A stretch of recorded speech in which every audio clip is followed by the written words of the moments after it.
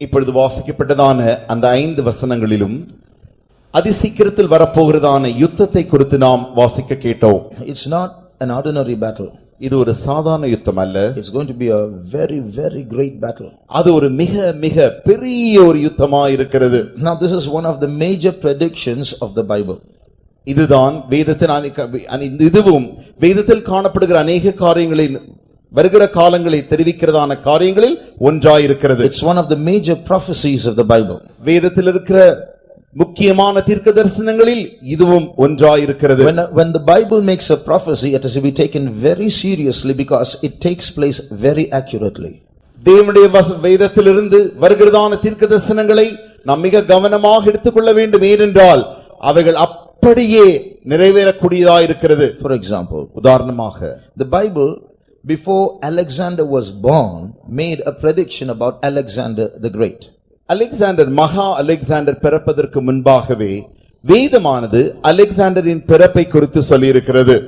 Before he was born, it made a prediction about him, not about his birth, about him. அவர் பிறப்பதற்கு முன்பதாகவே அவரை குறித்ததான காரியங்களை வேதத்தில் சொல்லப்பட்டிருக்கிறது. Turn to Daniel chapter 8. தானியேலின் புத்தகம் 8ஆம் அதிகாரத்தில் திருப்பும் பொழுது we read there of a collision between a ram and a he-goat. அங்கே ஒரு ஆட்டுக்கடாவும் ஒரு வெள்ளாட்டுக்கடாவுக்கும் நடக்கிறதான யுத்தத்தை குறித்து நாம் அங்கு வாசிக்கிறோம். And what that ram is and what that he-goat is also explained in that chapter. அந்த அதிகாரத்தில் தானே அந்த ஆட்டுக்கடா என்னவென்றும் வெள்ளாட்டுக்கடா என்னவென்றும் வெளியரங்கமாய் சொல்லப்பட்டிருக்கிறது. Read verse 5. 5ஆம் வசனத்தை வாசிக்கும் பொழுது நான் அதை கவனித்துக் கொண்டிருக்கையில் இதோ மேற்கே இருந்து ஒரு வெள்ளாட்டுக்கடா நிலத்திலே கால் பாவாமல் தேசத்தின் மீதெங்கும் சென்றது.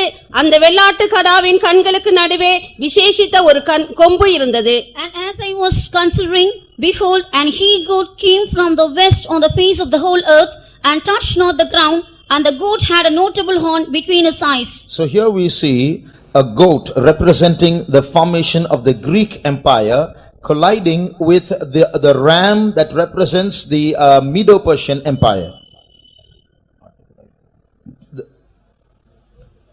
The he-goat that represents the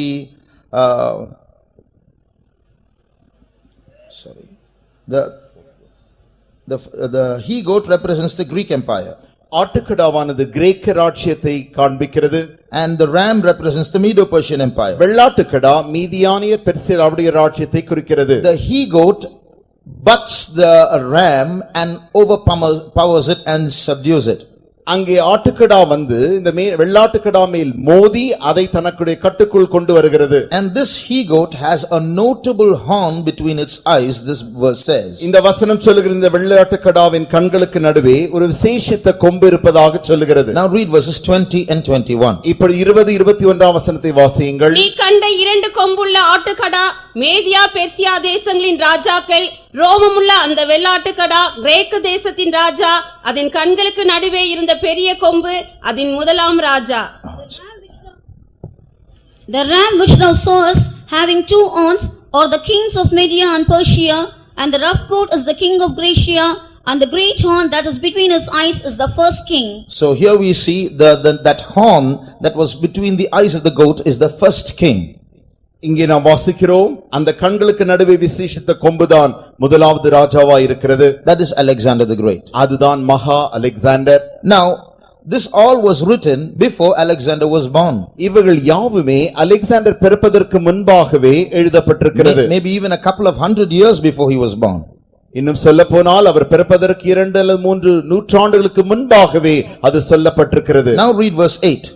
இப்பொழுது 8ஆம் வசனத்தை வாசியுங்கள். அப்பொழுது வெள்ளாட்டுக்கடா மிகுதியும் வல்லமை கொண்டது. அது பலம் கொண்டிருக்கையில் அந்த பெரிய கொம்பு முறிந்து போயிற்று.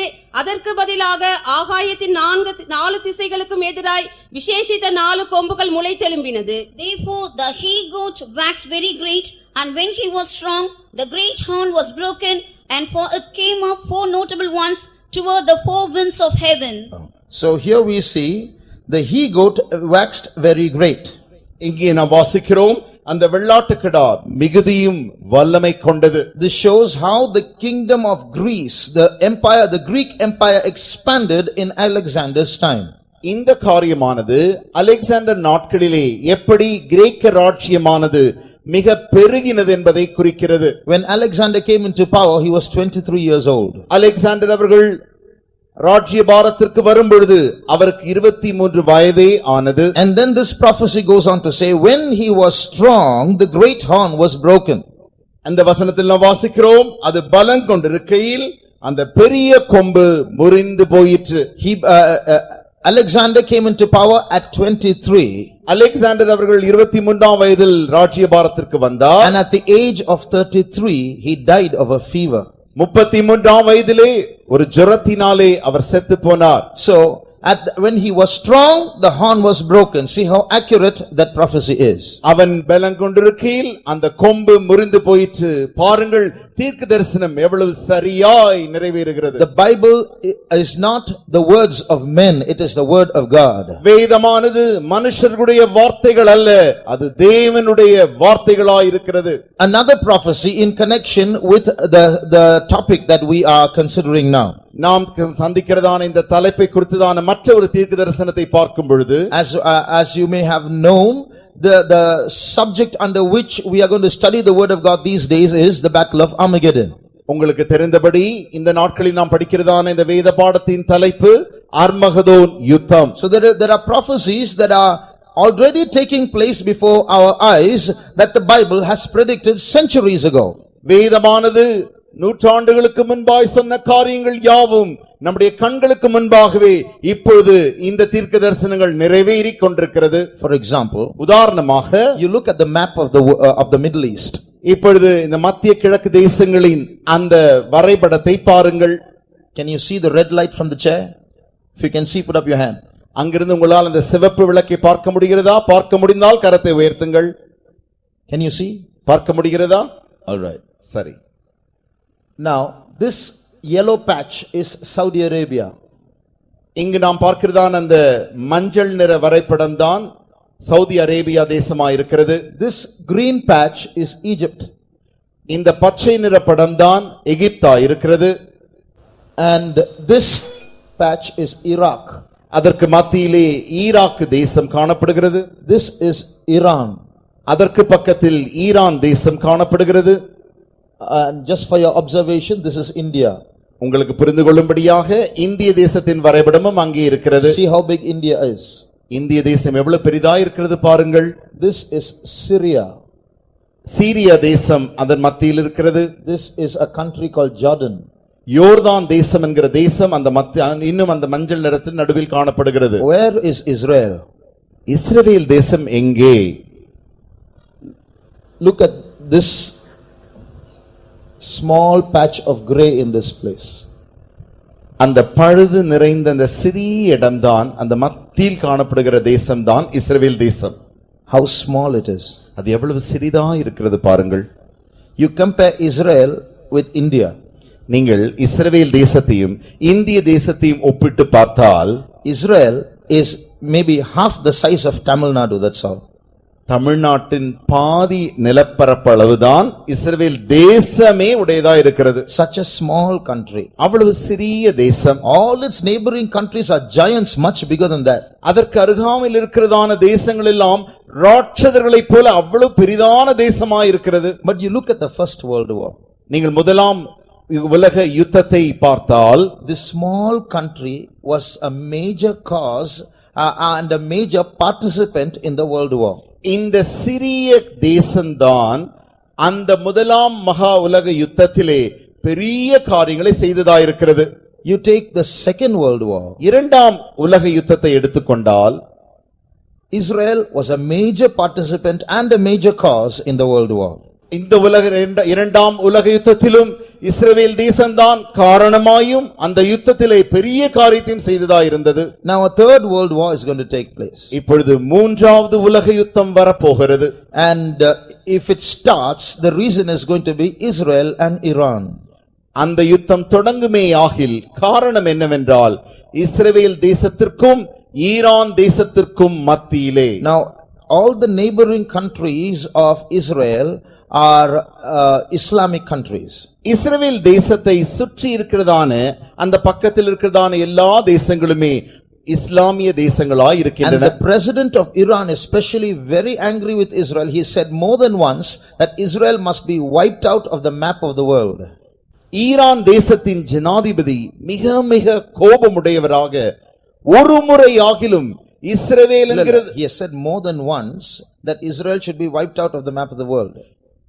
ஒரு உலக வரைபடத்திலிருந்து இஸ்ரவேல் தேசமானது முற்றிலுமாய் நீக்கப்பட வேண்டும். He has said that more than once. அதை அவர் ஒரு முறை அல்ல பல முறை சொல்லியிருக்கிறார். So, now the question is, why are they angry with such a small country? இப்பொழுது கேட்கப்படுகிற கேள்வி என்னவென்றால், இவ்வளவு சிறிய தேசத்தின் மேல் ஏன் இவ்வளவு பெரிய கோபம்? Now suppose that small boy sitting in front உதாரணமாக அந்த சிறிய முன்பாக உட்கார்ந்திருக்க சிறுவன் shouts bad words at me. என்னை குறித்து அவன் கெட்ட வார்த்தைகளோடு கத்துவானே ஆகில், I'll kill you, I'll hit you, I'll beat you up. நான் உன்னை கொன்று விடுவேன், உன்னை நான் அடிப்பேன் என்று அவன் சொல்லுவானே ஆகில், I get very angry. எனக்கு மிகவும் நன்றாக கோபம் வந்து விடுகிறது. I'm going to bash him up. இப்பொழுது நான் உன்னை அடிக்க போகிறேன். What will you all say? நீங்கள் எல்லாரும் என்ன சொல்வீர்கள்? Oh, small boy, brother, leave him alone. Why do you get angry like? சின்ன பையன் தானே பிரதர், அவன் என்ன விட்டுருங்களே, அவன் மேலே எவ்வளவு கோவப்படுறீங்க? When he says something, why do you take it so seriously? அவன் போய் ஏதோ ஒரு சின்னதை சொல்லிட்டான், அவன் மேலே இவ்வளவு கோவப்படுறீங்க? That's what you all will say, isn't it? அப்படிதானே நீங்கள் And சொல்வீர்கள். if I get so angry with him and said, leave me, I'm going to hit him up, you'll say, what, this brother is such a fool. என்னை விட்டு விடுங்கள், அந்த பையனை நான் அடிக்க போகிறேன் என்று நான் அப்படி சொல்வேன் ஆகில், என்ன ஒரு சிறிய பையனை போய் இப்படி பேசுறீங்களே, மதியீனமாய் சொல்லுகிறீர்களே? Same question. அதே கேள்வி. Small country, leave them alone. Why are you getting so angry? சிறிய தேசம் தானே, அவர்களை விட்டு விடுங்கள், ஏன் அவர்கள் மேல் அவ்வளவு கோபம்? When the fourth world war is going to take place, when the fourth world war, நான்காவது உலக யுத்தம் வரும் பொழுது, that's the battle of Armageddon. அதுதான் Armageddon யுத்தமாயிருக்கிறது. Again Jerusalem is going to be the major cause. மறுபடியுமாகவே எருசலேம் தான் அந்த யுத்தத்திற்கு காரணமாய் இருக்க போகிறது. So when such a small inconspicuous country like Israel is such a major cause and a reason in the limelight in world wars that are taking place, கண்ணுக்கே தெரியப்படக்கூடாத இவ்வளவு சிறிய ஒரு தேசமாக இஸ்ரவேல் பெரிய உலக யுத்தத்தின் காரணராய் மாறுமே ஆகில், there must be a question, why is that happening? உடனடியாக ஒரு கேள்வி எழும்புகிறது, ஏன் இப்படி நடக்கிறது? So we must realize that it's not a small coincidence. ஆகினாலே நாம் உணர்ந்து கொள்ள வேண்டிய காரியம் ஏதோ அது தற்செயலாக நடந்து விடுகிறது அல்ல. The Bible speaks about this. வேதம் அதை குறித்து சொல்லுகிறது. If you turn to Zechariah chapter 12, சகரியாவின் 12ஆம் அதிகாரத்திற்கு வேதத்தை திருப்பும் பொழுது and read verses 2 and 3. 2ஆம் 3ஆம் வசனத்தை வாசிக்கும் பொழுது, இதோ சுற்றிலும் இருக்கிற எல்லா ஜனங்களுக்கும் நான் எருசலேமை தத்தளிப்பின் பாத்திரமாக்குகிறேன். எருசலேமுக்கு விரோதமாய் போடப்படும் முற்றுகையிலே யூதாவும் அப்படியே ஆகும். அந்நாளிலே நான் எருசலேமை சகல ஜனங்களுக்கும் பாரமான கல்லாக்குவேன். அதை கிளப்புகிற யாவரும் சிதைக்கப்படுவார்கள். பூமியில் உள்ள ஜாதிகள் எல்லாம் அதற்கு விரோதமாய் கூடிக்கொள்வார்கள். Behold, I will make Jerusalem a cup of trembling, and to all the people round about, when they shall be in the siege both against Judah and against Jerusalem. And in that day will I make Jerusalem a burdensome stone for all people. All that burden themselves with it shall be cut in pieces, though all the people of the earth be gathered together against it. Jerusalem is going to become a cup of trembling for the whole world. It's going to become a burdensome stone for the whole world. எருசலேமானது முழு உலகத்திற்கும் தத்தளிப்பின் பாத்திரமாக பாரமாக மாற்றப்பட போகிறது. And even if the whole world gathers against it, that's how it's in English, even if the whole world gathers against it, those nations should be cut off. Israel or Jerusalem will be protected.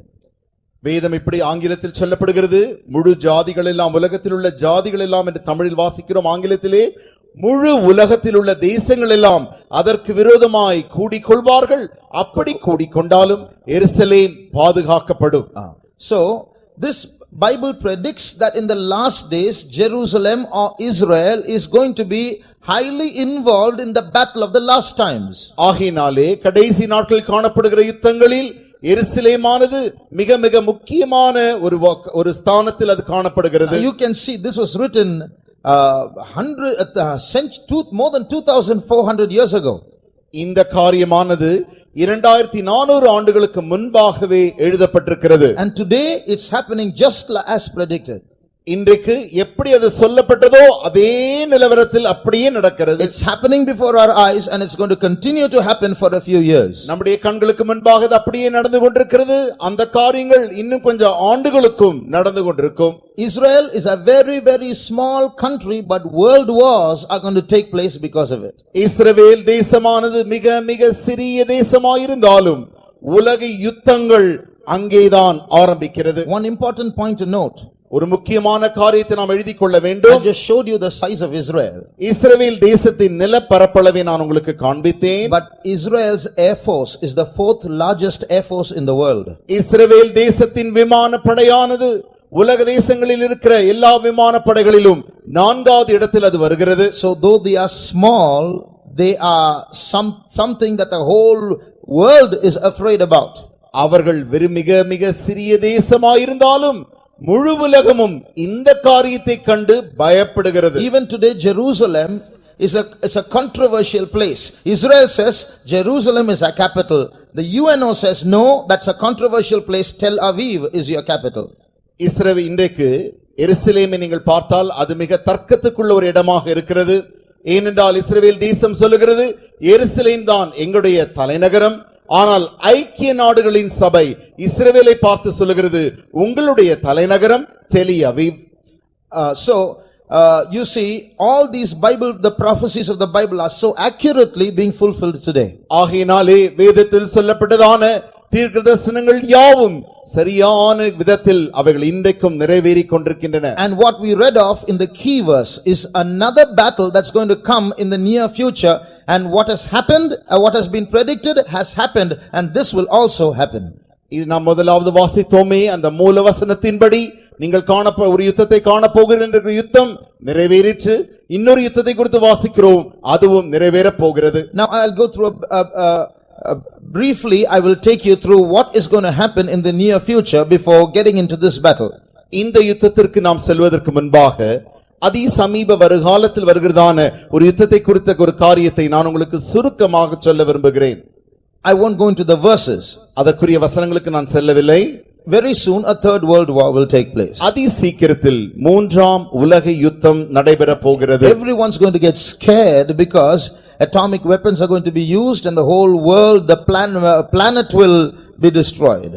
அணுகுண்டுகளானது வெடிக்கப்பட போகிறது, கோள்கள் யாவும் அழிக்கப்பட போகின்றன என்று எல்லாரும் பயந்து இருக்கிறார்கள். At that time one man will emerge into power and bring peace upon earth. அந்த சமயத்தில் தானே ஒருவன் இந்த பூமிக்கு மேலாய் எழும்பி உலகத்திலே சமாதானத்தை கொண்டு வருவேன் என்று சொல்ல போகிறார். So the third world war will cease temporarily because of the solution that this man brings. இந்த மனிதன் கொண்டு வருகிறதான தீர்வின் நிமித்தமாக அந்த மூன்றாம் உலக யுத்தமானது அமைதிக்கு திரும்புகிறது. And this man will be elected to power and he will become the world ruler. இந்த மனிதனானவன் முழு உலகத்தினாலே தேர்ந்தெடுக்கப்பட்டு முழு உலகத்தையும் ஆளுகை செய்கிற அதிபதியாக தேர்ந்தெடுக்கப்படுவான். He will take control of every government in the world, bring it under him, and he will be the ruler of the world. உலகத்தில் இருக்கிற எல்லா அரசாங்கத்தையும் தன்னுடைய கட்டுக்குள் கொண்டு வந்து அவர்கள் யாவுக்கும் அவனே அதிபதியாக இருப்பான். Democracy will cease, the whole world will come under his dictatorship. ஜனநாயகம் நிறுத்தப்பட்டு முழு உலகமும் அதி சர்வாதிகாரத்திற்குள் செலுத்தப்படும். There will be a short time of peace. ஒரு குறுகிய காலத்திற்கு சமாதானம் காணப்படும். The Bible predicts that when this man comes to power, he will rule for 7 years. வேதம் சொல்லுகிறது இந்த மனிதன் ஆளுகைக்கு வரும்பொழுது அவனுடைய ஆளுகை 7 ஆண்டுகள் காணப்படும். And in that time there will be a short time of peace, but then it will be followed by war and bloodshed again. அந்நாட்களில் ஒரு குறுகிய அமைதி சமாதானம் காணப்படும். அதற்கு பின்பு மறுபடியுமாக யுத்தங்களும் இரத்தம் சிந்துதலும் உண்டாயிருக்கும். At the end of that 7 years, அந்த 7 ஆண்டுகளின் முடிவிலே the fourth world war of this war of Armageddon that we are talking about will take place. நாம் பேசிக்கொண்டிருக்கிறதான இந்த 4ஆம் உலக யுத்தமாகிய அர்மகதோன் யுத்தம் ஆரம்பமாகும். Now this fourth world war is going to be more important than the previous 3 wars. இந்த 4ஆம் உலக யுத்தமானது கடந்து சென்றதான 3 மகா உலக யுத்தங்களை காட்டிலும் மிக விசேஷித்த விதமாய் காணப்பட போகிறது. Why? ஏன்? I give you three reasons. அதற்கு மூன்று காரணங்களை நான் உங்களுக்கு தர விரும்புகிறேன். One, this fourth world war will be the battle of battles. ஏனென்றால் இந்த நான்காவது உலக யுத்தமானது யுத்தங்களின் யுத்தமாயிருக்க போகிறது. I'll tell you where that battle is going to take place, what Armageddon is. I will come to those details now. But now I'm going to tell you why this fourth world war or this battle of Armageddon is so important that we have to listen to it. இந்த யுத்தத்தை குறித்தும் இந்த யுத்தம் எங்கே நடக்க போகிறது என்பதையெல்லாம் நான் உங்களுக்கு தெளிவாய் பின்பு சொல்லுகிறேன். ஆனால் இப்பொழுது ஏன் இந்த யுத்தமானது விசேஷித்த யுத்தம் என்பதை குறித்து முக்கியமானது என்பதை சொல்ல விரும்புகிறேன். One, it's going to be the battle of battles because God and Satan are going to be personally involved in this battle. முதலாவது முக்கிய காரணம், இந்த யுத்தமானது தேவனுக்கும் பிசாசுக்கும் மத்தியிலே நடக்க அவர்களும் கலந்து இந்த யுத்தத்தை செய்ய போகிறபடினாலே இந்த யுத்தமானது முக்கிய யுத்தமாய் காணப்படுகிறது. They are going to be personally involved. Both of them are going to be directly involved and participate in that battle. இந்த யுத்தத்திலே தேவனும் சாத்தானும் அவர்களே நேரடியாய் வந்து இந்த யுத்தத்திலே பங்கு பெறுவார்கள்.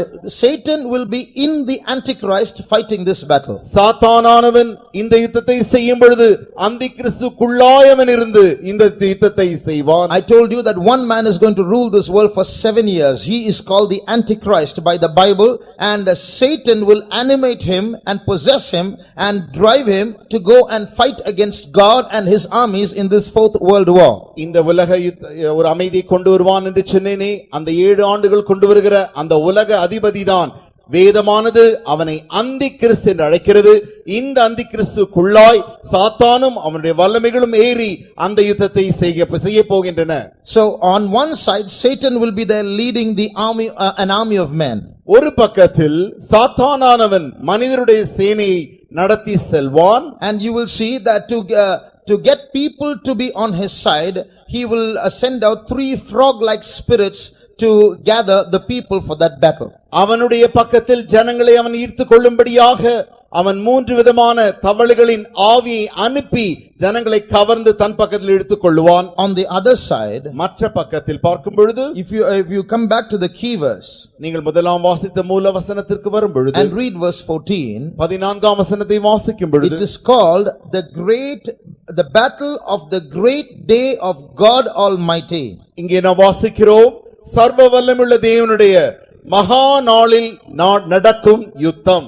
So you see, God is involved in that battle. ஆகையினாலே தேவனே இந்த யுத்தத்தில் கலந்து கொண்டிருக்கிறார். We will come to the details of this later on. இதனுடைய தெளிவு விவரங்களை நாம் பின்பாக காண்போம். So this battle is very important because it's not just a literal battle of a clashing between nations. It's going to be a spiritual, physical battle where a clash is taken between 2 kingdoms, the kingdom of God and the kingdom of evil, Satan.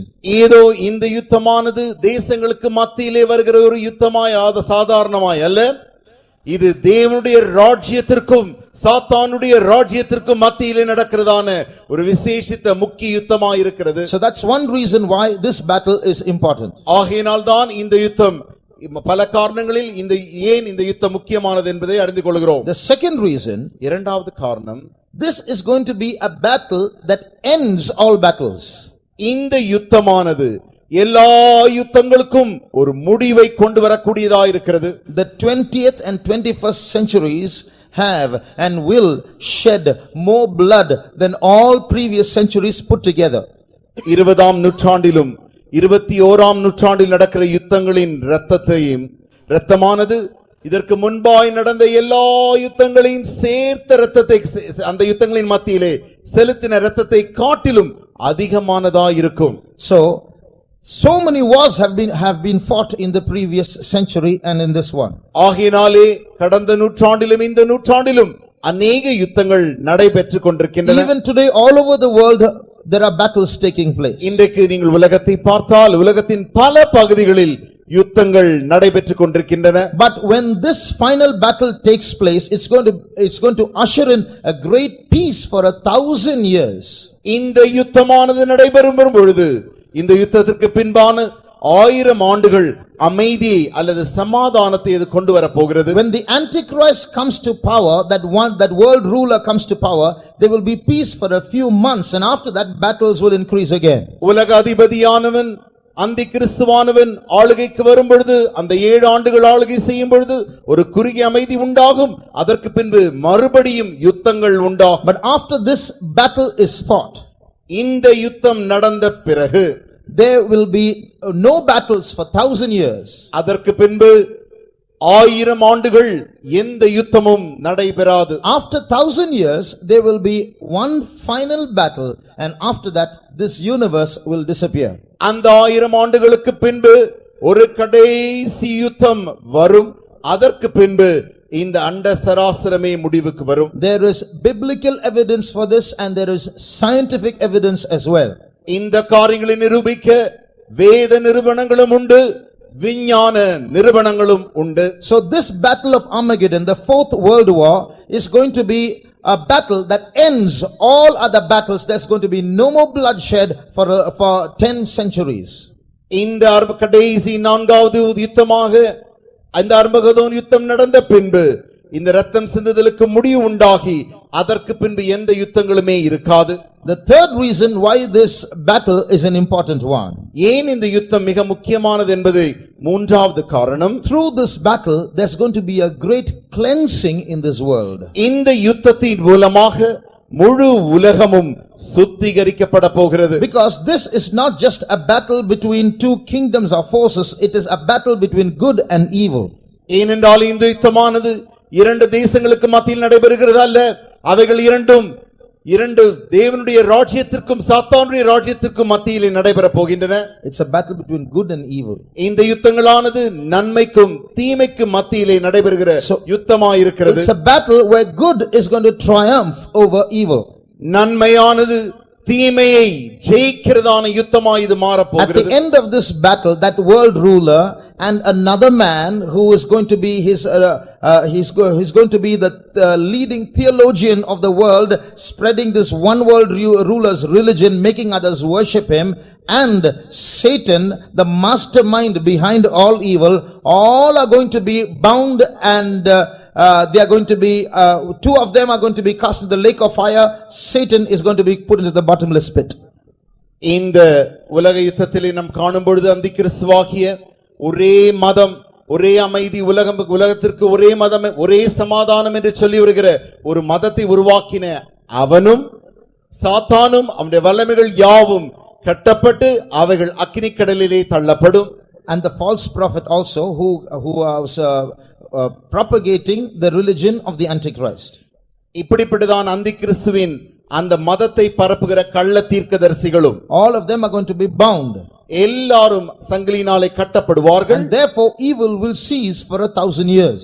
ஆகையினால் தீமையானது பொல்லாப்பானது 1000 ஆண்டுகளுக்கு தென்பட முடியாது. So for 1,000 years there will be no sin on earth. ஆகையினாலே 1000 ஆண்டுகள் இந்த பூமியின் மேல் எந்த பாவமும் காணப்படாது. For 1,000 years there will be no multiplicity of religions on earth. 1000 ஆண்டுகளுக்கு இந்த 1000 ஆண்டுகளுக்கு உலகத்திலே எந்தவித மத பரப்புகளும் மதங்கள் பெருகுதலும் உண்டாகாது. There will be just one religion, the religion of Jesus Christ. ஒரே ஒரு மதமே காணப்படும், அது இயேசு கிறிஸ்துவின் மதம் மாத்திரமே. There will be no fun and entertainment and worldliness that human beings are enjoying now. இப்பொழுது ஜனங்கள் நன்றாக களியாட்டுகளும் கேளிக்கைகளிலும் அனுபவிக்கிறார்களே, இவைகள் யாவும் இந்த 1000 ஆண்டுகள் காணப்படாது. There will be no movie theaters. அந்நாட்களில் எந்த சினிமா தியேட்டர்களும் இருக்காது. There will be no cricket matches. அந்நாட்களில் எந்த கிரிக்கெட் விளையாட்டுகளும் நடைபெறாது. There will be no fashion stores. அந்நாட்களில் நவீன உடைகளின் நாகரிகங்களின் அணிவகுப்புகளும் நடைபெறாது. At the same time, I tell you, this millennium, the 1,000-year rule where Jesus Christ is going to rule this world, is not going to be boring. It's going to be 1,000 times more interesting than every age in the history of mankind. அதே நேரத்தில் இந்த 1000 ஆண்டுகளின் ஆளுகையின் மத்தியிலே உங்களுக்கு எந்தவித சலிப்புமே தட்டாது. ஏனென்றால் இந்நாள் வரைக்கும் நீங்கள் கண்டிராத அவ்வளவு சந்தோஷங்களும் அந்நாட்களில் உண்டாயிருக்கும். Life with Jesus, spiritual life, is not a life without pleasures. It's a life without the wrong kind of pleasures and with the right kind of pleasures. ஆவிக்குரிய வாழ்க்கையானது இயேசுவோடு கூட சரியான விதத்தில் காணப்படுகிற இன்பங்களோடு கூட காணப்படும். The next question, அடுத்த கேள்வி, what is it that makes this battle happen, or why does this battle take place? ஏன் இந்த யுத்தம் நடைபெறுகிறது அல்லது ஏன் எதற்காக இந்த யுத்தம் நடைபெற போகிறது? I told you the third world war is going to take place. மூன்றாம் உலக யுத்தம் நடைபெற போகிறது என்று நான் ஏற்கனவே உங்களுக்கு சொன்னேன். And the cause of this, one of the major causes will be Israel. இந்த யுத்தத்திற்கு முக்கிய காரணங்களில் ஒன்றாகிய காரணம் இஸ்ரவேல் தேசம். Now Israel has some places in it which are sacred to the Muslims. ஏனென்றால் இஸ்ரவேல் தேசத்திலே சில புனித ஸ்தலங்கள் உண்டு, அவைகள் இஸ்லாமியருக்கும் உடையதா இருக்கிறது. It is sacred to them. It's not theirs, it's sacred to them, and there's a controversy. They want it and Israel also wants it. இஸ்ரவேல் தேசங்களில் சில இடங்களை நீங்கள் பார்த்தால் அந்த இடங்கள் எல்லாம் இஸ்லாமியருக்கு புனித ஸ்தலங்களாக கருதப்படுகிறபடினாலே இஸ்லாமியர்கள் அந்த இடம் வேண்டும் என்று கேட்கிறார்கள். So a war is going to happen. ஆகினாலே ஒரு யுத்தம் நடைபெற போகிறது. And a peacemaker will come and form a solution that will please both sides. ஒரு சமாதானம் பண்ணுகிறவர் வந்து இரண்டு பக்கங்களுக்கும் நடுவில் பேசி ஒரு சமாதானம் செய்வார். So when this happens, the Israelites will accept this man as the Messiah. அப்படி நடக்கும் பொழுது இந்த சமாதானம் செய்ய வந்த இந்த மனிதனை மேசியா என்று இஸ்ரவேல் தேசம் ஏற்றுக்கொள்ளும். Because when Jesus came as the Messiah, as the true Messiah, they refused him and they said, and they crucified him. ஏனென்றால் இயேசு உண்மையான மேசியாவாக வந்த பொழுது அவர்கள் மேசியாவாக ஏற்றுக்கொள்ளாமல் அவரை அவர்கள் சிலுவையில் அறைந்தார்கள். So when the peacemaker comes, they will receive him as their Messiah. இந்த சமாதானம் பண்ணுகிறவர் வரும் பொழுது இவர்தான் மேசியா என்று அவர்கள் இவரை ஏற்றுக்கொள்வார்கள். But at the end of half of his rule, that he's going to rule for 7 years, at the end of 3.5 years, அவன் 7 ஆண்டுகள் ஆளுகை செய்வான். அந்த 7 ஆண்டுகளின் மத்தியில் 3.5 ஆண்டுகளின் முடிவிலே he will march towards Jerusalem. அவன் எருசலேமை நோக்கி பிரயாணம் செய்வான். Go to the temple of God. தேவனுடைய ஆலயத்துக்கு சென்று Go to the most holy place where men are forbidden to go. எங்கெல்லாம் அங்கு மகா பரிசுத்த ஸ்தலத்திலே மனிதன் செல்லக்கூடாத இடத்திற்கு போய் he will go and sit there and say, I am God. அவன் போய் அங்கே உட்கார்ந்து கொண்டு அவன் சொல்லுவான், நான் உன் தேவன். Read 2 Thessalonians chapter 2 and verse 4. இரண்டாம் தெசலோனிக்கேயர் 2ஆம் அதிகாரம் 4ஆம் வசனம். அவன் எதிர்த்து நிற்கிறவனாயும் தேவன் எனப்படுவது எதுவோ ஆராதிக்கப்படுவது எதுவோ அவை எல்லாவற்றிற்கும் மேலாக தன்னை உயர்த்துகிறவனாயும் தேவனுடைய ஆலயத்தில் தேவன் போல உட்கார்ந்து தன்னைத்தான் தேவன் என்று காண்பிக்கிறவனாயும் இருப்பான். Who opposeth and exalted himself above all that is called God or that is worshipped, so that he as God sitteth in the temple of God, showing himself that he is God. So here we see that he will go and sit in the temple and say, I am God. இங்கே போய் அவன் தேவனுடைய ஆலயத்தில் உட்கார்ந்து கொண்டு நானே தேவன் என்று சொல்லுவான். That's when the Israelites will realize that this is not the Messiah, that they were deceived. அப்பொழுதுதான் இஸ்ரவேலர்கள் புரிந்து கொள்வார்கள், நான் ஏமாந்து போனோமே, இது மேசியா அல்லவே. And they will start resisting this man. அப்பொழுது இந்த மனிதனை அவர்கள் எதிர்த்து நிற்பார்கள். So there will be a great conflict after that between the Antichrist and Israel. அப்பொழுதுதானே அந்தி கிறிஸ்துவுக்கு இஸ்ரவேலுக்கு மத்தியிலே ஒரு குழப்பமும் யுத்தமும் So உண்டாகும். the second half of the 3.5 years of the tribulation period, or the rule of the Antichrist, is going to be a period of great conflict and tribulation for the Jews. Millions of Jews are going to die.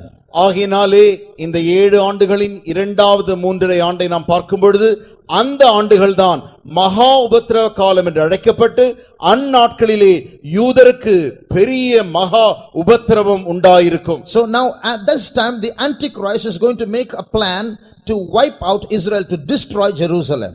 அப்பொழுதுதானே முழுவதுமாக இஸ்ரவேலை அழித்து எருசலேமை அழிக்கும்படிக்கு அந்தி கிறிஸ்து திட்டமிடுவான். That's when he gathers all the kings of the earth, say, come with me, let's all go to Jerusalem and destroy Jerusalem. அப்பொழுதுதானே அவன் உலகத்தில் உள்ள சகல ராஜாக்களையும் அழைத்து எல்லோரும் என்னோடு சேர்ந்து வாருங்கள், நாம் யாவரும் போய் இஸ்ரவேல் தேசத்தை அழிப்போம் என்பான். So when this takes place and the army of the Antichrist with millions of people behind him are following him towards Jerusalem, இப்படி இந்த யுத்தமானது நடைபெறும் பொழுது அந்தி கிறிஸ்துவும் அவனுடைய சேனைகள் யாவும் சேர்ந்து அவனோடு கூட பின்பாய் போய்க் கொண்டிருக்கும் பொழுது suddenly Jesus and his armies at that time come down to protect Jerusalem.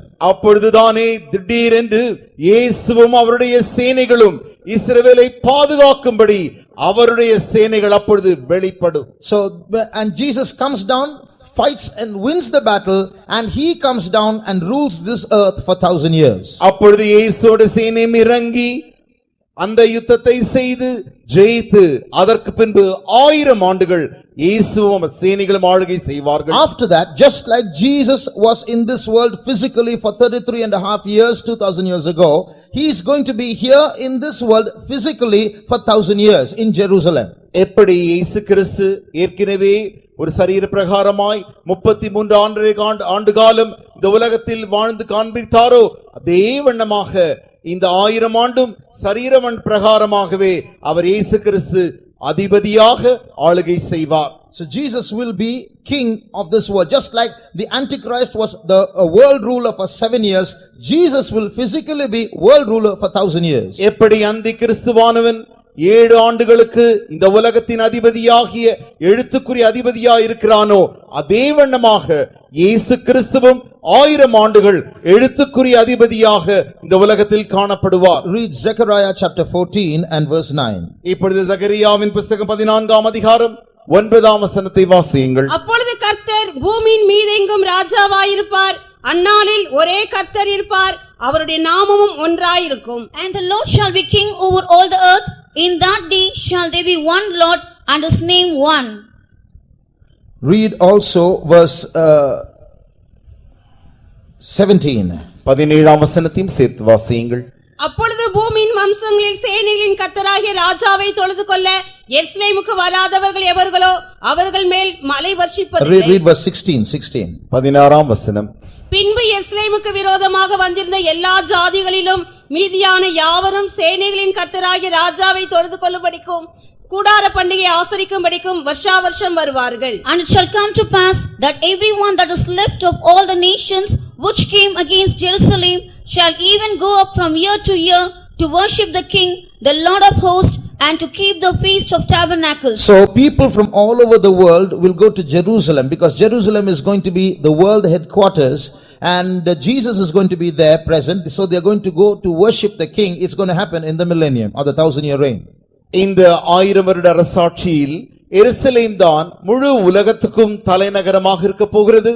அந்த தலைநகரத்திலே இயேசு ராஜாவாக இருந்து ஆளுகை செய்ய போகிறபடினாலே அந்த ராஜாவை தொழுது கொள்ளும்படிக்கு முழு உலகத்தில் இருந்தும் ஜனங்கள் புறப்பட்டு வருவார்கள். So this is why the battle takes place, I told you. ஆகையினால் தான் யுத்தம் நடக்கிறது என்று நான் ஏற்கனவே சொல்லியிருந்தேன். Now I told you why the battle takes place. ஏன் யுத்தம் நடக்கிறது என்பதை நான் உங்களுக்கு இப்பொழுது விளக்கி காண்பித்திருக்கிறேன். Next, where is the battle going to take place? அடுத்தபடியாக இந்த யுத்தம் எங்கே நடைபெற As போகிறது? we just read in the key verse, the name of that place is Armageddon. நாம் மூலவசனத்தில் வாசித்தோமே இந்த யுத்தம் நடக்கிறதான இடம்தான் Armageddon. The word Armageddon is taken from the Hebrew word Har Megiddo, which means the Mount of Megiddo. இந்த அர்மகதோன் என்கிற வார்த்தையானது எபிரேய பாஷையிலிருந்து எடுக்கப்பட்டது. அர் மெகதோன் என்று அழைக்கப்படுகிறது. It means Mount of Megiddo. அது மகதோனின் மலை என்று அழைக்கப்படுகிறது. So there is a place called Megiddo, and there is a city there, there is a mountain there, there is also a valley there. மெகடோ என்கிறதான ஒரு பட்டணம் உண்டு. அந்த பட்டணத்தில் மெகடோ என்கிற ஒரு மலையும் உண்டு. அங்கே ஒரு பள்ளத்தாக்கும் உண்டு. So that is in central Israel. It's going to be the middle of Israel. இந்த இடமானது இஸ்ரவேல் தேசத்தின் மத்தியில் காணப்படுகிறது. Now it's not only central Israel, there are many roads from Megiddo that lead to various neighboring countries of Israel. இது இந்த மெகதோ என்கிறதான இடமானது இஸ்ரவேல் தேசத்தின் நடுவில் மத்தியிலே காணப்பட்டாலும் அந்த இடத்திலிருந்து அநேக சாலைகள் புறப்பட்டு பல தேசங்களுக்கும் பட்டணங்களுக்கும் போகிற சாலைகள் அங்கே காணப்படுகிறது. So it's convenient for the Antichrist to come from the neighboring countries into this plain or this valley. ஆகையினாலே இந்த அந்தி கிறிஸ்துவுக்கு பக்கத்தில் உள்ளதான தேசங்களில் இருந்தெல்லாம் இந்த மெகதோ என்கிறதான இடத்திற்கு வருவதற்கு இது மிகவும் லகுவாய் இருக்கிறது. There is a place in the Bible also and in Israel, it's called the valley of Jezreel, and it's the same place as Megiddo. இஸ்ரவேலின் பள்ளத்தாக்கு என்று நாம் வேதத்தில் வாசிக்கிறோம். அந்த பெயர்தான் மற்றொரு பெயர் மெகதோ என்று அழைக்கப்படுகிறது. In the chart you see that picture here. இந்த வரைபடத்தில் இந்த படத்தை இங்கே காண்கிறீர்கள். This second last picture at the bottom, that's the picture of the valley of Megiddo or the valley of Jezreel. இந்த வல பக்கத்தில் இருக்கிறதான முதல் படத்திற்கு வருகாமல் இரண்டாம் படத்தில் இருக்கிற அந்த படம்தான் மெகதோ பள்ளத்தாக்கின் படமாக மலை நிறைந்த படமாக அங்கு காணப்படுகிறது. Its area is about 200 square miles. அதனுடைய பரப்பளவு 200 சதுர மைல்கள் தூரம். So that plain there, that valley there which you see from the mountain is going to be the site or the scene of that fourth world war or the battle of Armageddon. இந்த பள்ளத்தாக்கு தான் மலையிலிருந்து எடுக்கப்பட்ட படம். இந்த பள்ளத்தாக்கில் இந்த நிலத்தில் தானே அந்த அர்மகதோன் யுத்தம் நடைபெற போகிறது. Now here is some surprising news. இங்கே ஒரு ஆச்சரியமான செய்தி உண்டு. This valley is that place in the world on which more battles have taken place in the history of man than any other place in the world. இந்த உலகத்தில் நடந்ததான யுத்தங்களை நடந்த இடங்களை எல்லாம் நீங்கள் கணக்கில் எடுத்துக்கொண்டால் இந்த இடத்தில் இந்த பள்ளத்தாக்கில் தானே மற்ற இடங்களை காட்டிலும் மிக அதிகமான யுத்தங்கள் நடைபெற்றிருக்கிறது. Take any other part of the world and compare this to the valley of Megiddo. It is in this valley that more battles have taken place. நீங்கள் யுத்தங்கள் நடந்ததான எந்த இடத்தையும் இந்த மெகதோவின் பள்ளத்தாக்கையும் எடுத்துக்கொண்டால் மெகதோவின் பள்ளத்தாக்கில் தான் இவைகள் எல்லாவற்றை காட்டிலும் அதிகமான யுத்தங்கள் நடைபெற்றிருக்கிறது. In the Bible itself there are two battles that have taken place in this valley. இந்த பள்ளத்தாக்கிலே நடந்த இரண்டு யுத்தங்களை நாம் வேதத்திலும் காணலாம். In Judges chapter 5 and verse 19 we read that the battle that took place between Israel and the Canaanites took place in this place. நியாயாதிபதிகள் புஸ்தகம் 5ஆம் அதிகாரம் 19ஆம் வசனத்தில் வாசிக்கிறோம், இஸ்ரவேலருக்கும் கானானியருக்கும் மத்தியிலே இந்த இடத்தில்தான் அந்த யுத்தம் நடைபெற்றது. ராஜாக்கள் வந்து யுத்தம் பண்ணினார்கள். அப்பொழுது கானானியரின் ராஜாக்கள் மெகிதோவின் தண்ணீர் அருகான தானாக்கிலே யுத்தம் பண்ணினார்கள். அவர்களுக்கு திரவிய கொள்ளை கிடைக்கவில்லை. The kings came and fought, then fought the kings of Canaan in Tanakh by the waters of Megiddo. They took no gain of money. So here we see that Megiddo was the scene of the battle between Israel and the Canaanites. இந்த மெகதோவின் பள்ளத்தாக்கிலே நடக்கிறதான அந்த அமைப்பு காட்சியை காண்கிறோம். இங்கே இந்த யுத்தமானது கானானிய ராஜாவுக்கும் இஸ்ரவேலர்களுக்கும் மத்தியிலே நடைபெற்ற யுத்தமாயிருக்கிறது. There was another battle that took place between the king of Egypt and Josiah the king of Judah. எகிப்தின் ராஜாவுக்கும் யூதாவின் ராஜாவுக்கும் மத்தியிலே நடந்த இன்னொரு யுத்தத்தையும் நாம் வேதத்தில் காண்கிறோம். 2 Chronicles chapter 35 இரண்டாம் நாளாகமம் 35ஆம் அதிகாரம் and read verse 22. 22ஆம் வசனம். ஆனாலும் யோசியா தன் முகத்தை அவனை விட்டு திருப்பாமலும் நோகோ சொன்ன தேவனுடைய வாயின் வார்த்தைகளுக்கு செவி கொடாமலும் அவனோட யுத்தம் பண்ண வேஷம் மாறி மெகிதோவின் பள்ளத்தாக்கிலே யுத்தம் பண்ணுகிறதற்கு வந்தான். Nevertheless, Josiah would not turn his face from him, but disguised himself that he might fight with him, and hearkened not unto the words of Necho from the mouth of God, and came to fight in the valley of Megiddo. So here again we see this battle was fought in the valley of Megiddo. இந்த இடத்தில் நாம் பார்க்கிறோம் இந்த மெகதோ பள்ளத்தாக்கிலே நடந்ததான யுத்தம். Like this, many other battles which are not mentioned in the Bible but are part of history have been fought in this battle, in this valley. அதே வண்ணமாக இந்த பள்ளத்தாக்கில் நடைபெற்ற பல யுத்தங்களை வேதத்தில் காணாவிட்டாலும் சரித்திரத்திலே அதை நாம் காண்கிறோம். Now the question, another important question comes up. இப்பொழுது ஒரு முக்கியமான கேள்வி எழும்புகிறது. Okay, we listen so much about what this battle is and who is going to be involved and where it takes place. இந்த யுத்தத்தை குறித்து பல காரியங்களை நாங்கள் நன்றாக கேள்விப்படுகிறோம். எங்கே இது நடக்க போகிறது, எப்படி நடக்க போகிறது என்றெல்லாம். How is it important to us today? இன்றைக்கு எங்களுக்கு இது ஏன் முக்கியமாய் இருக்கிறது? Has it anything to do with us today when some battle is going to take place somewhere else? Maybe most of us are going to be dead in that time. What's the point in listening to this? ஏதோ ஒரு யுத்தம் எப்பொழுதோ நடக்க போகிறதாம். அந்நாட்களில் நாம் அநேகர் இங்க இருக்கிறவர் மரித்து போய் விடுவோம். அப்படி இருக்கும்போது இந்த யுத்தத்தை குறித்து நாங்கள் ஏன் கேள்விப்பட வேண்டும்? Here's the answer. இங்கே ஒரு பதில் உண்டு. You see this place on the chart, the scene of the battlefield? யுத்தம் நடக்கிறதான அந்த இடத்தை நீங்கள் இப்பொழுது வரைபடத்தில் பார்க்கிறீர்கள் அல்லவா? Now listen to me carefully. இப்பொழுது கவனமாய் கேளுங்கள். Many of you sitting in this place, இங்கு உட்கார்ந்திருக்கிற அநேகர் you're seeing this in a picture today. You're going to see this literally with your own eyes very soon. இந்த இடத்தை இன்றைக்கு நீங்கள் ஒரு படமாக பார்க்கிறீர்கள். அதிக சமீப காலத்தில் நீங்கள் இதை நேரடியாகவே காணப்போகிறீர்கள். You're not going to just see this place. You're not going to be taken on a tour, but you're not just going to see this place. You are going to be soldiers in this battle. You're going to be participants in this battle. இந்த இடத்தை காணும்படிக்கு உங்களை சுற்றுலாவாக அழைத்து செல்ல போகிறதில்லை. மாறாக நீங்கள் இந்த யுத்தத்தை செய்யும்படியாக போர் வீரர்களாக அங்கே செல்லுவீர்கள். Maybe you will die, but still you will participate. நீங்கள் ஒருவேளை மரித்து போகலாம், என்றாலும் இந்த யுத்தத்தில் நீங்கள் பங்கு பெறுவீர்கள். Some of you may not participate, but some of you will watch it on television. சிலர் ஒருவேளை இந்த யுத்தத்தில் பங்கு பெறாமல் இருக்கலாம், சிலர் அந்த யுத்தத்தை தொலைக்காட்சியின் மூலமாக காணவும் செய்வார்கள். But this battle is not going to last long. என்றாலும் இந்த யுத்தமானது நெடுங்காலம் நடக்க போகிறதில்லை. How long it will last we will see in the days to come. வருகிற நாட்களில் நாம் காணலாம் இந்த யுத்தம் எவ்வளவு நாட்கள் நடக்க போகிறது. In 1967 there was a battle between Israel and 4 neighboring countries. 1967 ஆண்டு இஸ்ரவேல் தேசத்திற்கும் அருகாமையில் உள்ள 4 தேசங்களுக்கும் விரோதமாக யுத்தங்கள் வந்தது. 4 big countries against 1 small Israel. 4 பெரிய தேசங்கள் ஒரு சிறிய தேசமாகிய இஸ்ரவேலுக்கு விரோதமாய். Israel won the battle. அந்த யுத்தத்தில் இஸ்ரவேல் தேசம் ஜெயம் எடுத்தது. In 6 days they won the battle. 6 நாட்களுக்குள்ளெல்லாம் யுத்தத்திலே ஜெயம் எடுத்துவிட்டது. That's why that battle is called the 6-day war. அந்த யுத்தம் தான் 6 நாள் யுத்தம் என்று அழைக்கப்படுகிறது. How many days this battle of Armageddon is going to take place, I will tell you in the days to come. எத்தனை நாட்கள் அர்மகதோன் யுத்தம் நடைபெற போகிறது என்பதை வருகிற நாட்களில் நான் உங்களுக்கு சொல்லுகிறேன். But I want to tell you that this battle that's going to take place few years from now is very important to us, because many of us are going to partake in that battle.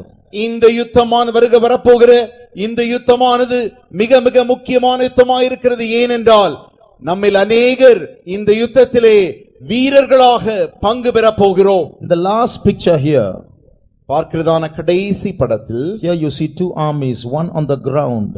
2 சேனைகளை பார்க்கிறோம், ஒன்று நிலத்திலே காணப்படுகிறது. That's the Antichrist and his armies. அந்தி கிறிஸ்துவும் அவனுடைய சேனைகளும். And then you see coming down from above from the skies is Jesus with a red garment dipped in blood and his army in white. மேலிருந்து வானத்தில் இறங்குகிறதான மற்றொரு சேனையை காண்கிறோம்.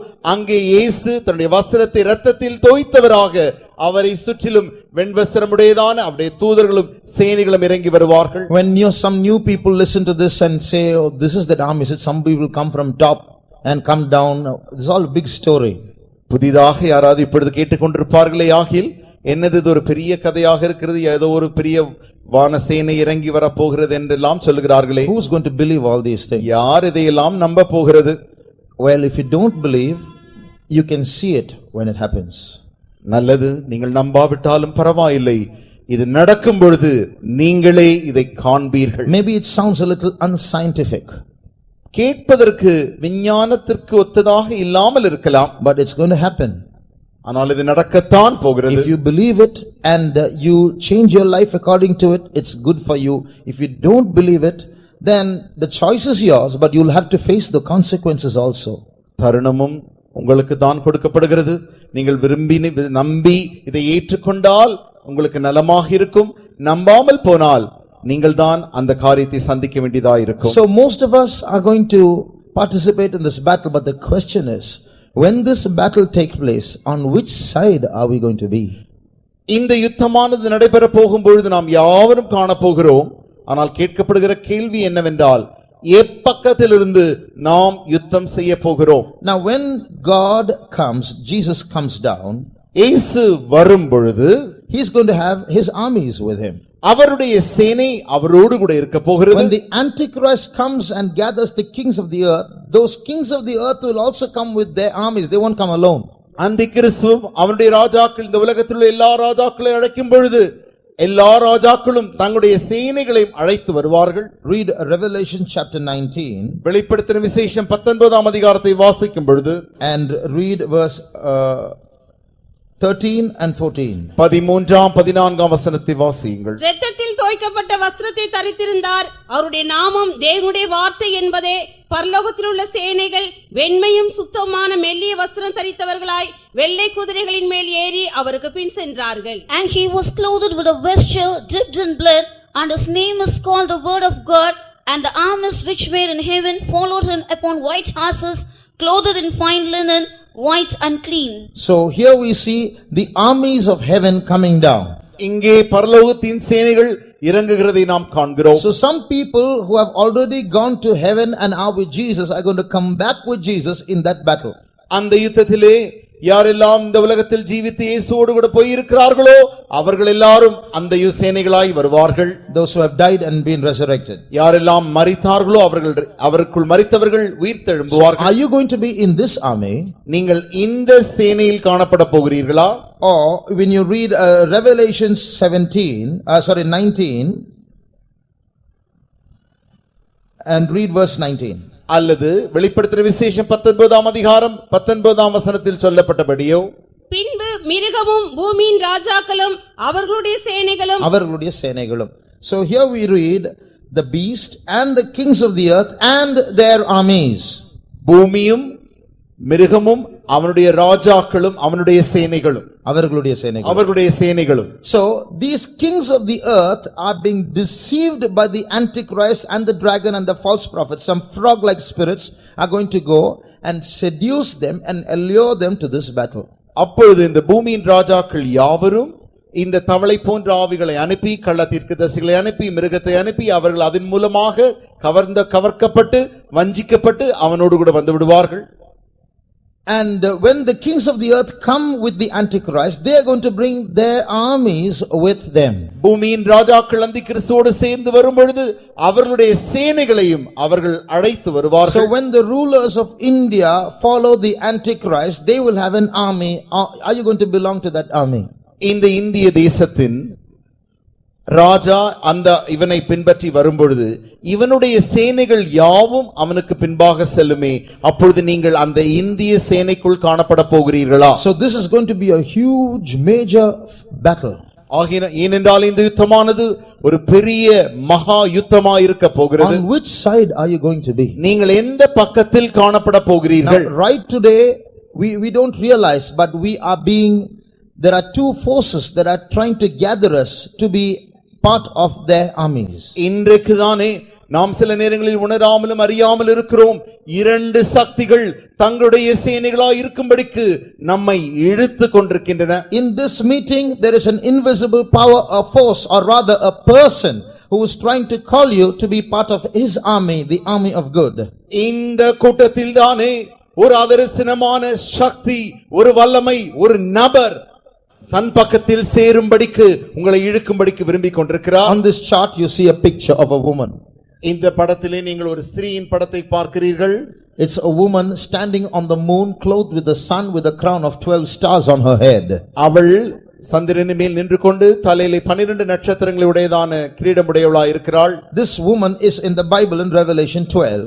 இந்த ஸ்திரியை குறித்து வெளிப்படுத்தின விசேஷம் 12ஆம் அதிகாரத்தில் வாசிக்கிறோம். She is not just one woman, she is representing a group of people. அவள் ஒரு ஸ்திரீ அல்ல, அவள் ஒரு கூட்ட ஜனத்துக்கு அடையாளமாய் இருக்கிறாள். Now so she is increasing in size, people are gathering on her side. அவள் தன்னை பெருகி கொண்டே இருக்கிறாள். அதனுடைய அர்த்தம் ஜனங்கள் அவள் பக்கமாய் பெருகிக் கொண்டே இருக்கிறார்கள். She is called to be the bride of Jesus Christ. இவள்தான் இயேசு கிறிஸ்துவின் மணவாட்டியாக இருக்கும்படி அழைக்கப்பட்டவள். So Jesus Christ through her is reaching out to human beings, calling them and saying, come unto me, all ye that labor and are heavy laden, I will give you rest. ஆகினாலே இயேசு இந்த ஸ்திரீயின் மூலமாக ஜனங்களுக்கு ஒரு அழைப்பை விடுத்து, நீங்கள் எல்லாரும் என்னிடத்தில் வாருங்கள், நான் உங்களுக்கு இளைப்பாறுதல் தருவேன் என்று அவர் அழைத்துக் கொண்டிருக்கிறார். This meeting is part of that call. இந்த கூட்டமும் அந்த அழைப்பின் ஒரு பகுதியாய் இருக்கிறது. If you have come here for the first time, நீங்கள் இந்த இடத்திற்கு முதன்முறையாய் வந்திருப்பீர்களே You may have come here with a need. ஒரு தேவையோடு கூட வந்திருப்பீர்களே You may have come here with a curiosity. ஒரு அறிந்து கொள்ள வேண்டும் என்கிற ஆவலோடு கூட வந்திருப்பீர்களே You may have even come here to criticize. அல்லது தர்க்கம் செய்த வேண்டும் என்கிற எண்ணத்தோடு கூட நீங்கள் வந்திருந்தாலும் சரி, Whatever be the reason, today Jesus is calling you. என்னதான் காரணமாக இருந்தாலும் சரி, இன்றைக்கு இயேசு உங்களை அழைக்கிறார். A war is going to take place. ஒரு யுத்தம் நடைபெற போகிறது. It's called the great battle.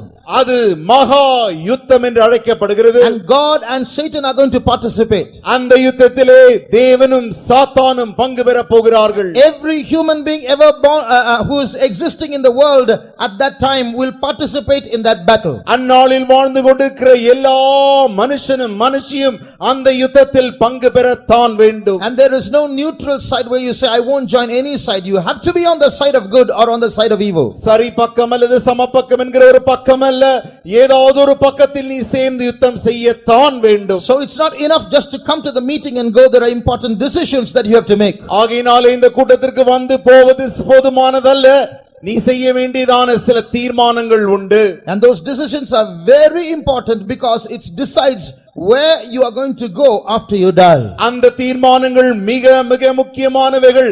ஏனென்றால் நீ எந்த பக்கத்தில் இருக்க வேண்டும் என்று அவைகள் தான் தீர்மானிக்க போகின்றன. Where you are going to go after you die. எங்கே நீ மரித்த பிறகு எங்கே நீ போக போகிறாய் என்பதை அது தீர்மானிக்க போகின்றன. Now next to that woman you see another woman. அன்றைக்கு அருகாமையில் வேறொரு ஸ்திரியை காண்கிறோம். She is clothed with a red dress. அவள் ஒரு சிவந்த வஸ்திரம் தரித்தவளாக. And she is called the whore. அவள் வேசி என்று அழைக்கப்படுகிறாள். And she is dressed to attract others. மற்றவர்களை கவர்ந்து கொள்ளும்படியாக அவள் உடையை அணிவித்திருக்கிறாள். Read Revelation chapter 17 and verse 4. வெளிப்படுத்தின விசேஷம் 17ஆம் அதிகாரம் 4ஆம் வசனத்தை வாசியுங்கள். அந்த ஸ்திரீ இரத்தாம்பரமும் சிவப்பான ஆடையும் தரித்து பொன்னினாலும் ரத்தினங்களினாலும் முத்துக்களினாலும் சிங்காரிக்கப்பட்டு தன் வேசித்தனமாகிய அருவருப்புகளாலும் அசுத்தத்தாலும் நிறைந்த பொற்பாத்திரத்தை தன் கையிலே பிடித்திருந்தாள். And the woman was arrayed in purple and scarlet color and decked with gold and precious stones and pearls, having a golden cup in her hand, full of abominations and filthiness of her fornication. So in these last days two groups of people are going to emerge.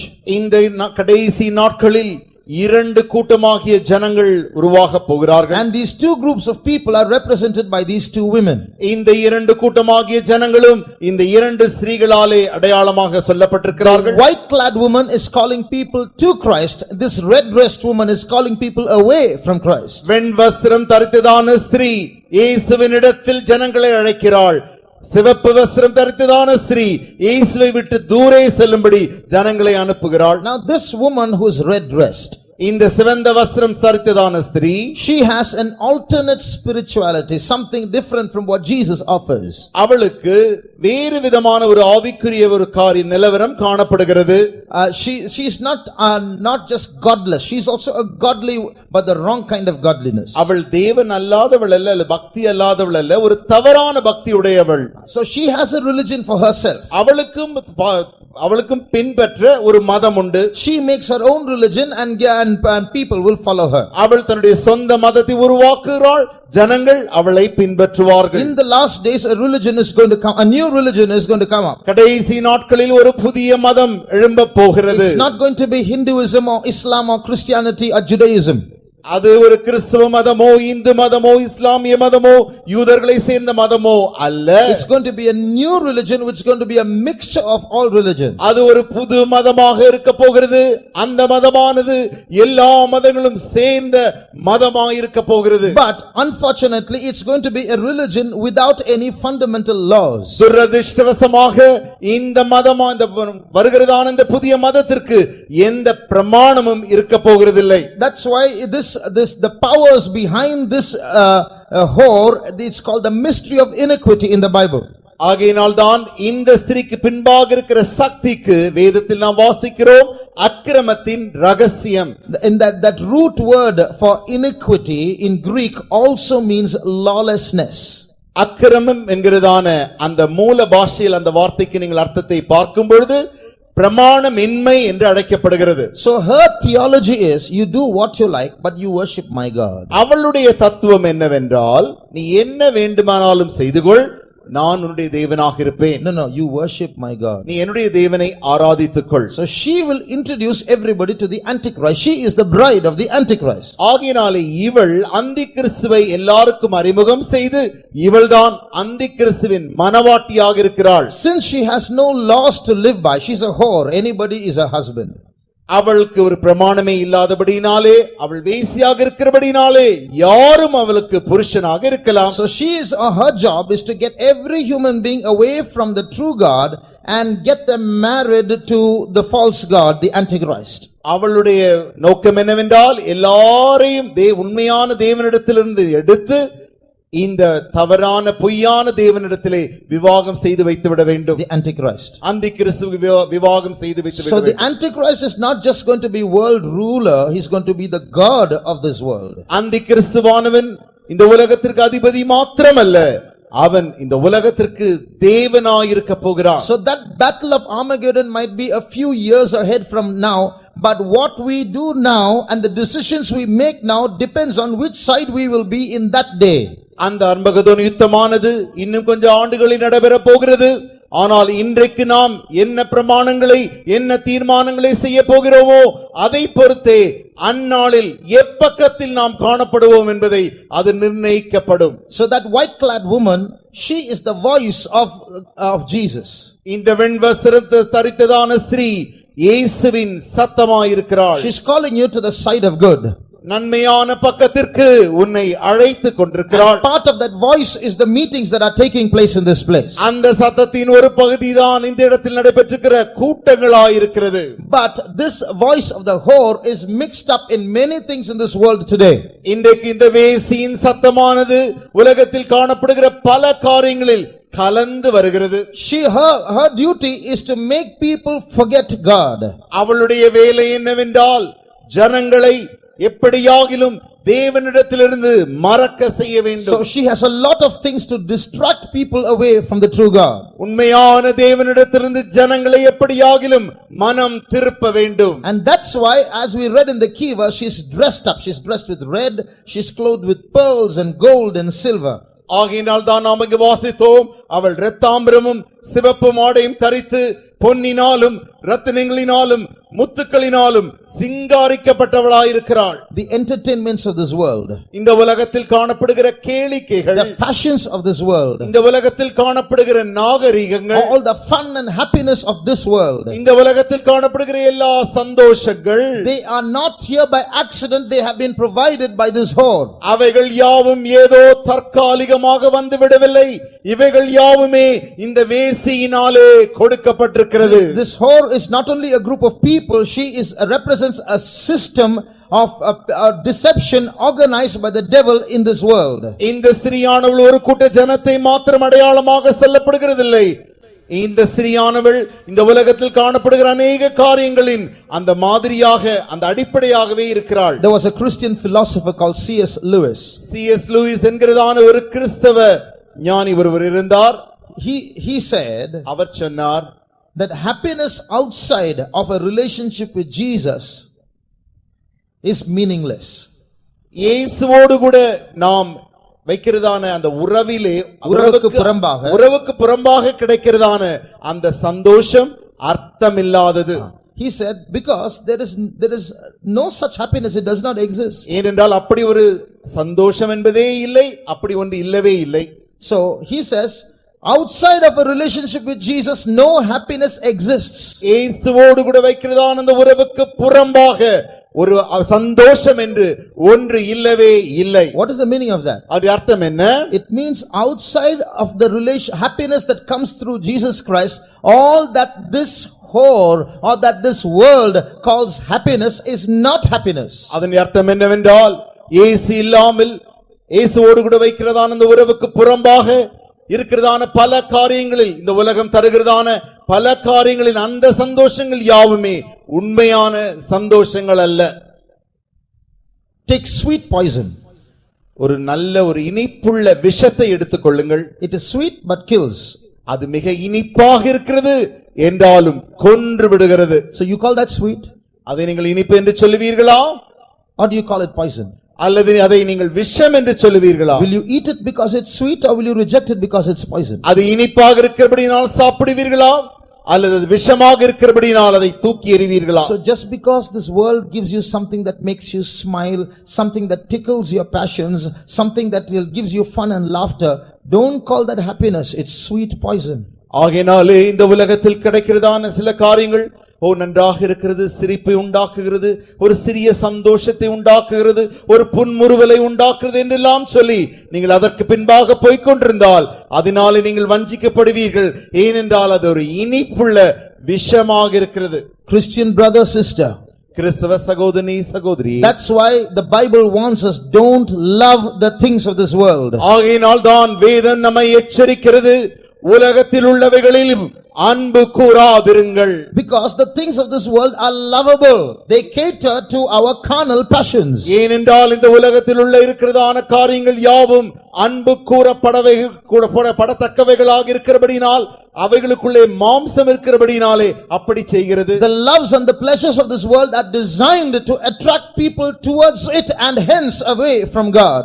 இந்த உலகத்தில் இருக்கிற இன்பங்களும் அன்புகள் யாவும் நன்றாக நம்மை கவர்ந்து தேவனிடத்திலிருந்து நம்மை பிரித்து அப்படி செய்கிறது. So that's why we have to be very careful about the pleasures of this world. ஆகையினாலும் இந்த உலகத்தில் இருக்கிற இன்பங்களை குறித்து நாம் மிக எச்சரிக்கையாய் இருக்க வேண்டும். They are kept there to call you towards the whore and then towards the Antichrist and towards the battle of Armageddon. அவைகள் உங்களை ஏன் அழைக்கிறது என்றால் அப்படி கொஞ்சம் கொஞ்சமாக உங்களை அழைத்து அந்த வேசியினிடத்திலே சேர்த்து அந்த அந்திகிறிஸ்துவினிடத்திலே சேர்த்து அவனுடைய சேனையாக அர்மகதோன் யுத்தத்தில் யுத்தம் செய்யும்படியாக. Now they are mixed up in all the activities of daily life. இன்றைக்கு தினசரி காண்கிறதான எல்லா காரியங்களிலும் அவைகள் கலந்திருக்கின்றன.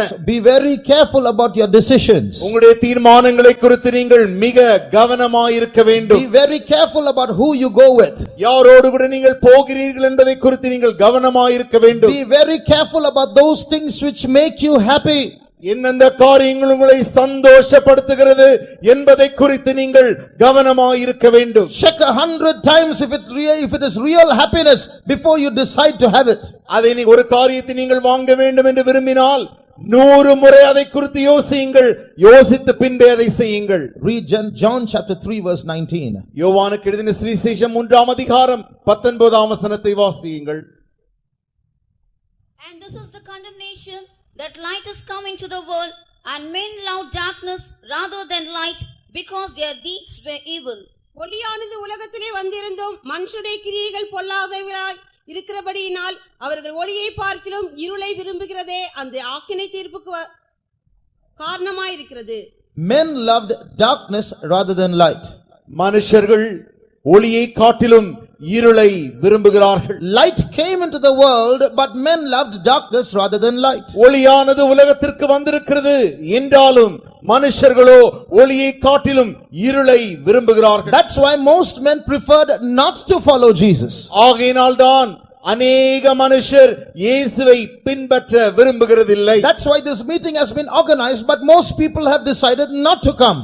ஆகையினால் தான் இந்த கூட்டங்கள் ஒழுங்கு செய்யப்பட்டிருக்கிறது, ஆனால் அநேக மனுஷர்கள் வரக்கூடாது என்று தீர்மானம் எடுத்திருக்கிறார்கள். So this whore is more attractive than the white clad woman. ஆகையினாலே இந்த வேசியானவள் வெண் வஸ்திரம் காட்டி தரித்த அந்த ஸ்திரீயை காட்டிலும் மிக கவர்ச்சியாய் இருக்கிறாள். More people will join with the Antichrist than with Jesus. அநேக ஜனங்கள் அந்த கிறிஸ்துவோடு கூட சேர்ந்து கொள்வார்கள், இயேசுவோடு அல்ல. Why? Because men love darkness rather than light. ஏனென்றால் மனுஷர்கள் ஒளியை அல்ல இருளை விரும்புகிறபடியினாலே. They like that fun in the darkness. அந்த இருளில் இருக்கிறதான அந்த சந்தோஷ கேளிக்கையை விரும்புகிறார்கள். In that darkness there is a happiness and men want that happiness. அந்த இருளுக்குள்ளே ஒரு சந்தோஷம் இன்பம் இருக்கிறது, அதைத்தான் மனுஷர்கள் விரும்புகிறார்கள். Christian brother sister, what is your heart going after? கிறிஸ்தவ சகோதரனே சகோதரியே, உன் இருதயமானது எதற்கு பின்பாய் போய்க்கொண்டிருக்கிறது? We like this and that, isn't it? நமக்கு இதுவும் அதுவும் பிடிக்கும் அல்லவா?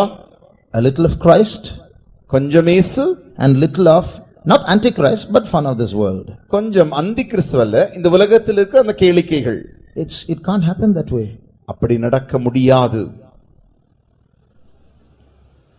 You can't have only the fun of this world and not have the serpent. நீங்கள் இந்த உலகத்தில் உள்ள எல்லா கேளிக்கைகளை மாத்திரம் இன்பத்தை மாத்திரம் வைத்துக்கொண்டு அந்த வலு சர்ப்பத்தை உடையாமல் இருக்க முடியாது. If you have to have both. உங்களுக்கு இரண்டுமே வேண்டித்தான் ஆக வேண்டும். And if you want both, you can't have Christ. இந்த இரண்டுமே உங்களுக்கு வேண்டுமென்றால் கிறிஸ்துவை உங்களால் வைத்துக் கொள்ள முடியாது. They say that one rotten apple spoils the whole basket of apples. ஒரு பழமொழி உண்டு, ஒரு கெட்டுப்போன ஆப்பிள் பழமானது முழு பழக்குடையையே கெடுத்துவிடும். That's the power of evil. அதுதான் பொல்லாப்பின் அந்த தீமையின் சக்தியாக இருக்கிறது. A basket full of apples. ஒரு பழம் நிறைந்ததான அந்த பழக்குடை எடுத்துக்கொண்டால் one is rotten, ஒன்றுதான் கெட்டு போயிருக்கிறது. 50 are good.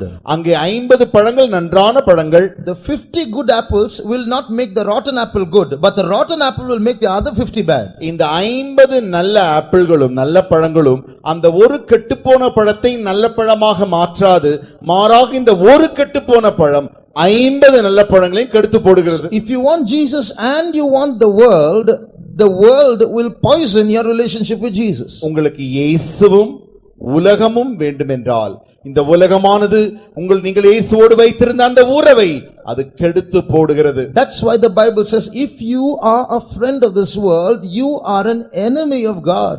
ஆகையினால் தான் தேவனுடைய வசனம் சொல்லுகிறது, நீங்கள் உலகத்திற்கு சிநேகிதராய் இருந்தால் தேவனுக்கு பகைஞராய் இருப்பீர்கள். Read James chapter 4 and verse 4.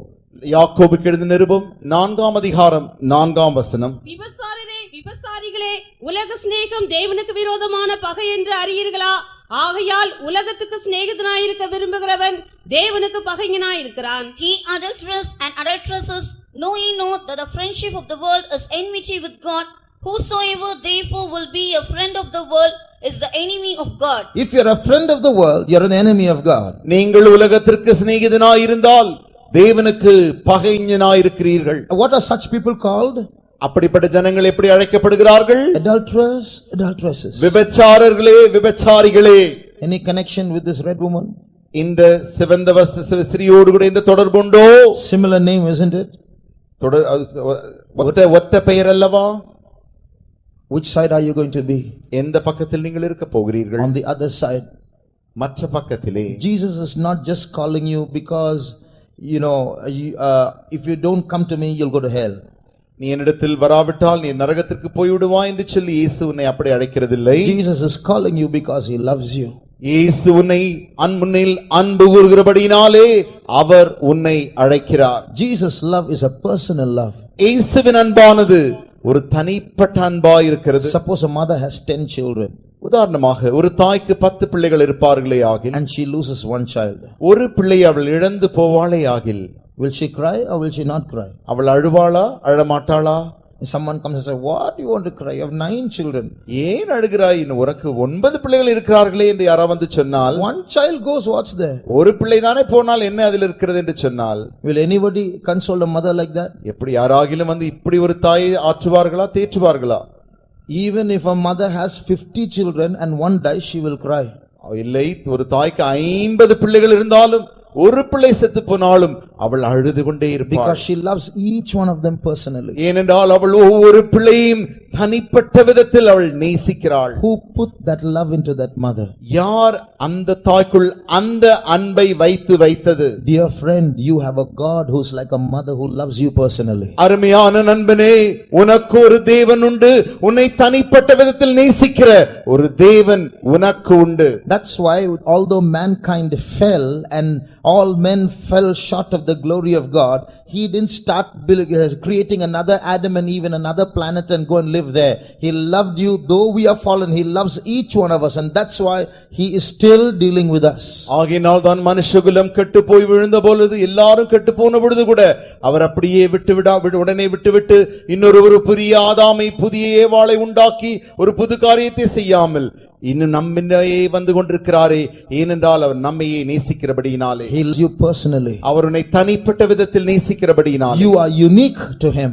நீ அவருக்கு ஒரு விசேஷ நூதனமாய் இருக்கிறாய். He will never say, oh you go, there's somebody else for me. நீ போய்விடு, இன்னொருவர் எனக்கு இருக்கிறார் என்று அவர் சொல்லவே இல்லை. I as a pastor I can say, if you go I have many other believers. Jesus will never say that. பாஸ்டராக இருக்கிற நான் இப்படி சொல்லிவிடலாம், நீங்கள் வேண்டுமானாலும் போங்கள், வேறு விசுவாசிகள் எனக்கு வருவார்கள், எனக்கு அநேக விசுவாசிகள் என்று சொல்லலாம். ஆனால் அவர் அப்படி சொல்லுகிறதில்லை. Jesus loves you. That's why he left 99 sheep and went after that one lost sheep.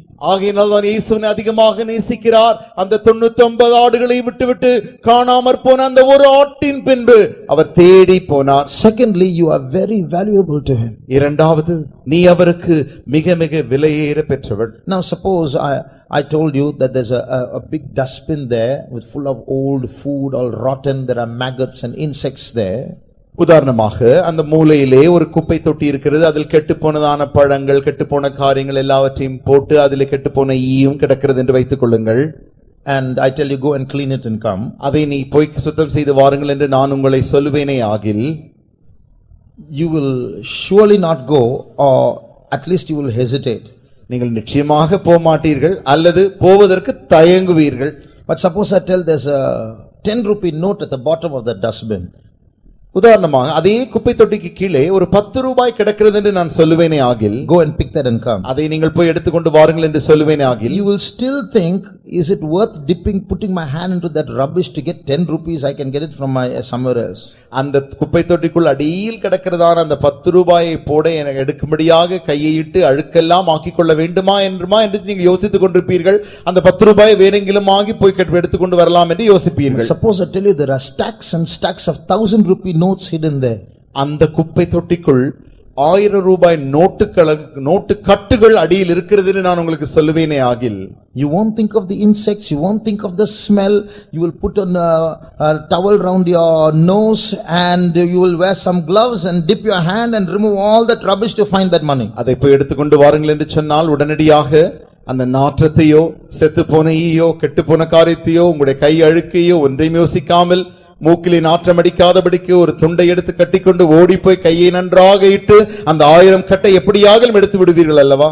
In the same way, அதே வண்ணமாக when Jesus was asked to come down, இயேசு பூமிக்கு வரச் சொன்ன பொழுது, he didn't say, oh I won't go, I am holy God, look at the dirty sins, I won't go. ஐயோ நான் போக மாட்டேன், நான் ஒரு பரிசுத்த தேவன், இவர்கள் பாவம் நிறைந்தது அழுக்கு நிறைந்தவர்கள், இங்கே நான் போக மாட்டேன் என்று அவர் சொல்லவில்லை. But just like because we were valuable to him, he came down into this world that is worse than a dustbin, a garbage can for him. நமக்கு அவர் பெரிய விலையை வைத்திருந்தபடினாலே, விலை உயர்ந்தவர்களாய் அவர் எண்ணினபடினாலே அவர் அந்த பெரிய இடத்தை விட்டு நமக்காக இறங்கி அந்த அழுக்குக்குள் வந்தார். But the sad truth is, துக்கமான சத்தியம் என்னவென்றால், men loved darkness rather than light.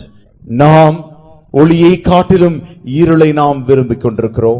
People love darkness in the world. உலகத்திலே ஜனங்கள் இருளை விரும்புகிறார்கள். Christians want darkness and light. கிறிஸ்தவர்களுக்கு இருளும் வேண்டும் வெளிச்சமும் வேண்டும். It can't happen, they will never meet.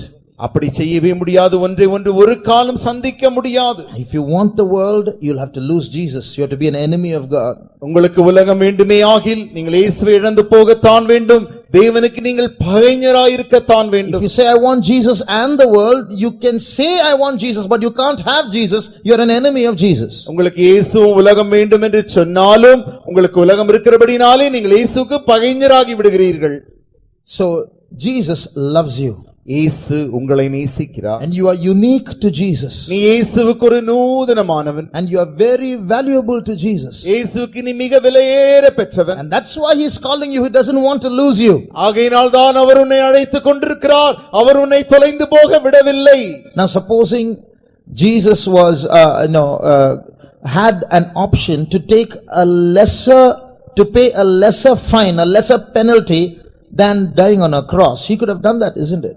இயேசு உதாரணமாக அவர் சிலுவையில் மரிப்பதற்கு அந்த விலைக்கிரயத்திற்கு ஒரு குறைந்த விலைக்கிரயத்தை செலுத்த வேண்டும் என்றால் செய்திருக்கலாம் அல்லவா? Maybe just 40 lashes, that's all. 40 சாட்டை அடிகள். But why did God have to go through so much? என்றாலும் இயேசு ஏன் இவ்வளவு தூரத்திற்கு இவ்வளவு வேகத்திற்கு போக வேண்டும்? To save you and me, nothing less was possible. உன்னையும் என்னையும் ரட்சிப்பதற்கு வேறு எந்த குறைவான காரியமும் சாதிக்க முடியாது. He had to be pierced so much. He had to be smitten. He had to be scourged. He had to be blindfolded. He had to be made fun of. He had to be buffeted. He had to be platted upon with a crown of thorns in order to save you and me. உன்னையும் என்னையும் ரட்சிக்கும்படியாக அவரை சாட்டையில் அடிக்கத்தான் வேண்டும், முள்முடி சூடத்தான் வேண்டும், அவர் ஈட்டியினால் குத்தப்படத்தான் வேண்டும், அவர் சிலுவை சுமக்கத்தான் வேண்டும். But Jesus, did he withdraw himself by saying, so much?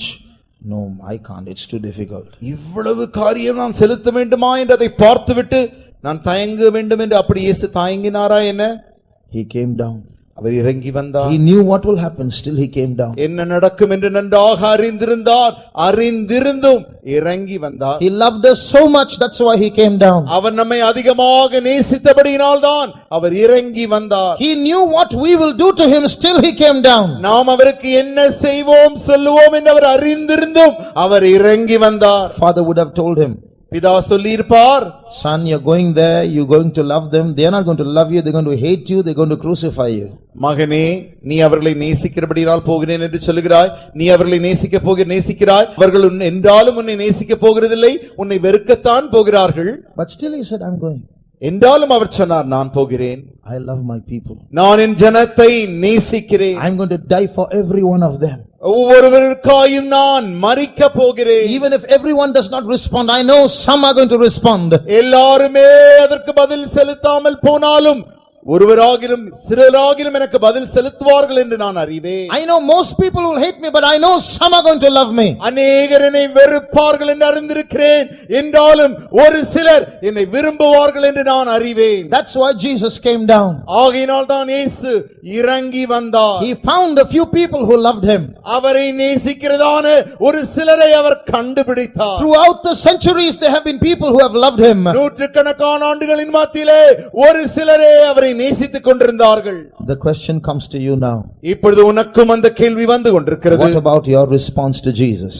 இயேசுவுக்கு உன்னுடைய பதில் என்ன? Jesus says, I love you. இயேசு சொல்லுகிறார், நான் உன்னை நேசிக்கிறேன். Shall we close our eyes? நான் நம்முடைய கண்களை மூடுவோமா? What is our response to Jesus? இயேசுவுக்கு நாம் தருகிற பதில் என்ன? A big battle is coming. ஒரு பெரிய யுத்தம் வருகிறது. But before that, the devil is gathering his people and Jesus is gathering his people. அதற்கு முன்பாக பிசாசு தன் கூட்டத்தை கூட்டிக் கொண்டிருக்கிறான், இயேசுவும் தன் கூட்டத்தை கூட்டிக் கொண்டிருக்கிறார். Jesus said, I am the way and the truth and the life. இயேசு சொன்னார், நானே வழியும் சத்தியமும் ஜீவனுமாய் இருக்கிறேன். The Bible says there's no other way to salvation other than the name of Jesus.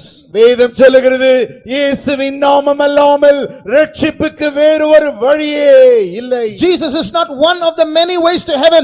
He is the only way to heaven. பரலோகத்திற்கு செல்கிற பல வழிகளில் இயேசு ஒரு வழி அல்ல, இயேசுவே ஒரே வழி. He loves you. அவர் உன்னை நேசிக்கிறார். He is the only one who came down and gave his life for you. உனக்காக ஜீவனை தரும்படி அவர் ஒருவர் மாத்திரமே இறங்கி வந்து ஜீவனை தந்தார். He is the only one who can give you eternal life and life in heaven. உனக்கு அவர் ஒருவர் மாத்திரமே நித்திய ஜீவனையும் பரலோகத்தில் ஜீவனையும் தருவார். How many of you will give your life to Jesus? எத்தனை பேர் உங்களுடைய வாழ்க்கையை இயேசுவுக்கு தரப்போகிறீர்கள்? I don't want to fall on the side of the Antichrist. அந்த கிறிஸ்துவின் பக்கத்தில் நான் விழ விரும்பவில்லை. I don't want to be deceived by the things of this world. இந்த உலகத்தின் பொருட்களினாலே நான் வஞ்சிக்கப்பட விரும்பவில்லை. I don't want to be an enemy of God. தேவனுடைய பகைஞனாய் இருக்க நான் விரும்பவில்லை. I want to escape these things and I want to love my Jesus. இந்த காரியங்களிலிருந்து தப்பித்துக் கொண்டு இயேசுவை நான் நேசிக்க விரும்புகிறேன். Those who say I give my life to Jesus, put up your right hand. யாரெல்லாம் என் வாழ்க்கையை இயேசுவுக்கு அர்ப்பணிக்கிறேன் என்று சொல்லுகிறவர்கள் உங்களுடைய வலது கரத்தை உயர்த்துங்கள். I don't want this world, I choose Jesus. எனக்கு இந்த உலகம் வேண்டாம், நான் இயேசுவையே தெரிந்து கொள்ளுகிறேன். Remember, when you make a selection, you are also making a rejection. தெரிந்து கொள்ளுதலை நீங்கள் செய்யும் பொழுது ஞாபகத்தில் வைத்துக் கொள்ளுங்கள், சில காரியங்களை நீங்கள் தள்ளி விடுகிறீர்கள். When you say I want Jesus, you are also saying I don't want this world. நீங்கள் இயேசுவை எனக்கு வேண்டும் என்று சொல்லும் பொழுது இந்த உலகம் எங்களுக்கு வேண்டாம் என்று சொல்லுகிறீர்கள். So make your choice correctly. உங்களுடைய தெரிந்து கொள்ளுதலை சரியாய் தெரிந்து கொள்ளுங்கள். Those who say, I want Jesus, put up your hand. யாரெல்லாம் இயேசுதான் எனக்கு வேண்டும் என்று சொல்லுகிறவர்கள் உங்களுடைய வலது கரத்தை உயர்த்துங்கள். Put it right up without bending your elbows. உங்களுடைய வலது கரத்தை மடக்காமல் நீட்டி உயர்த்துங்கள். Let heaven see it. பரலோகம் அதை காணட்டும். Let the whore see it. அந்த வேசி அதை காணட்டும். Let the spirit of the Antichrist see it. அந்த கிறிஸ்துவின் ஆவி அதை காணட்டும். Let the seven-headed dragon see it. அந்த ஏழு தலையுள்ள மிருகம் அதை காணட்டும். Let Jesus see it. இயேசு அதை காணட்டும். As you lift up your hands, உங்களுடைய கரங்களை உயர்த்தின வண்ணமாக God knows you are weak. தேவன் உன்னுடைய பலவீனத்தை அறிவார். Put down your hands. கரத்தை கீழே போடுங்கள். Those who lifted up your hands, யாரெல்லாம் உங்களுடைய கரத்தை உயர்த்தினீர்களோ let me tell you, உங்களுக்கு நான் ஒன்று சொல்லட்டும். God knows your weakness. தேவனுக்கு உங்களுடைய பலவீனங்கள் தெரியும். God knows there is some darkness inside you that's making you love evil. உனக்குள்ளே சில இருளுண்டு, அந்த இருளானது தீங்கை நேசிக்க செய்கிறது என்பதை தேவன் அறிவார். God knows that your heart is inclining towards the loves of this world. உன்னுடைய இருதயமானது உலகத்தின் சிநேகத்திற்கு பின்பாக போகிறதை தேவன் அறிவார். But because you lifted up your hands and chose Jesus this evening, இந்த மாலை வேளையிலே உன்னுடைய கரத்தை உயர்த்தி உன் இயேசுவை நீ தெரிந்து கொண்டபடியினாலே today heaven is going to send down its strength to you.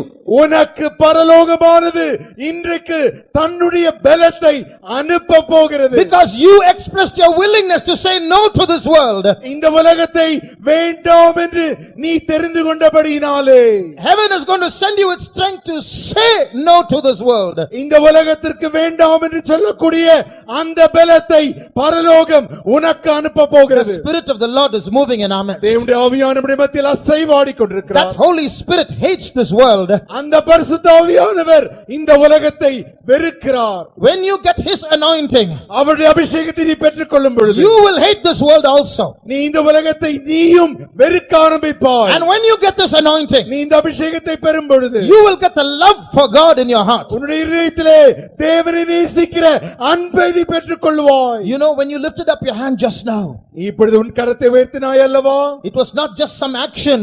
அது ஒரு கிரியையோ செய்கையோ அல்ல. Your name has been registered in heaven. உன்னுடைய பெயரானது பரலோகத்திலே பதிவு செய்யப்பட்டிருக்கிறது. When you lifted up your hand, you are going to receive power from heaven. நீ உன்னுடைய கரத்தை உயர்த்தினபடினாலே பரலோகத்திலிருந்து அந்த பலத்தை நீ பெற்றுக்கொள்ள போகிறாய். You are going to become a soldier of Jesus Christ. இயேசு கிறிஸ்துவின் போர் சேவகனாக நீ மாறப் போகிறாய். You will have the power to resist the power of the Antichrist. அந்த கிறிஸ்து வல்லமை எதிர்த்து நிற்கிற வல்லமை நீ பெற்றுக்கொள்வாய். When the battle of Armageddon comes, Armageddon யுத்தம் வரும் பொழுது the Spirit of God will be in you. தேவனுடைய ஆவியானவர் உனக்குள் இருப்பார். You will come to fight against the Antichrist. நீ அந்த கிறிஸ்துவுக்கு விரோதமாய் யுத்தம் செய்ய போகிறாய். Close your eyes. கண்களை மூடிக்கொள்க. The anointing is coming down upon you. அபிஷேகம் உன்மேல் இறங்கிக் கொண்டிருக்கிறது. The power to resist the call of the whore. அந்த வேசியின் அழைப்பை எதிர்க்கக்கூடிய வல்லமை. The power to turn away from the attraction of the whore. இந்த வேசியின் அந்த கவர்ச்சியை எதிர்க்கக்கூடிய பலன்.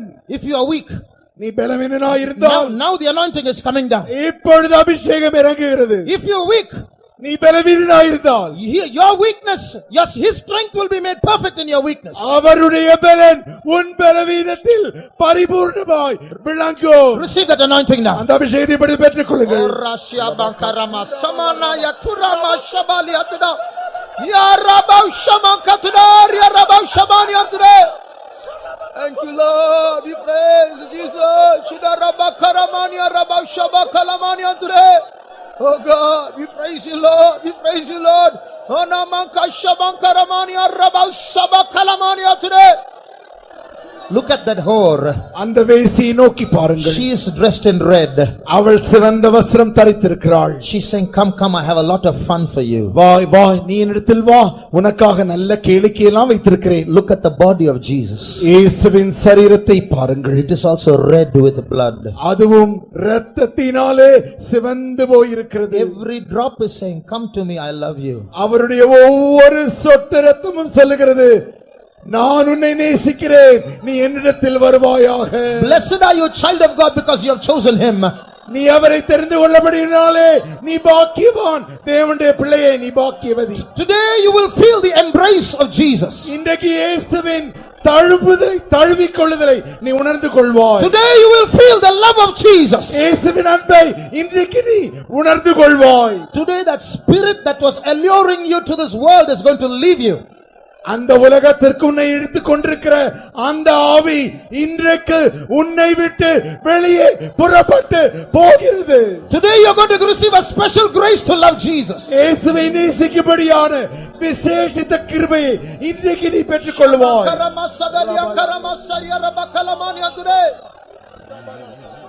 அலைந்தேன் பல நாள் உம்மையோ மரியா மறந்தே திரிந்த துரோகியே. அலைந்தேன் பல நாள் உம்மையோ மரியா மறந்தே திரிந்த துரோகியே. அனைத்தீரன்பாலே எனையோ அனைத்தீரன்பாலே அனைத்தீரன்பாலே எனையும் அனைத்தீரன்பாலே. அலைந்தேன் பல நாள் உமையோ மரியா மறந்தே திரிந்த துரோகியே.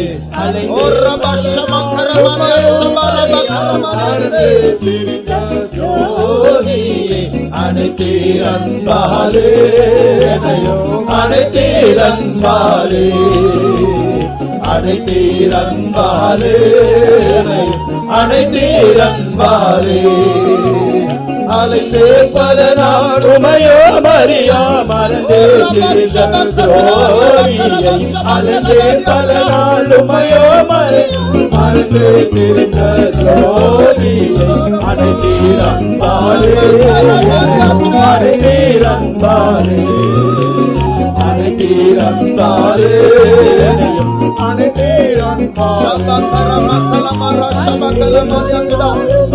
மரியா மறந்து திரிந்த துரோகியே. அலைந்தேன் பல நாள் உமையோ மரியா மறந்து திரிந்த துரோகியை. அனைத்தீரன்பாலே அனைத்தீரன்பாலே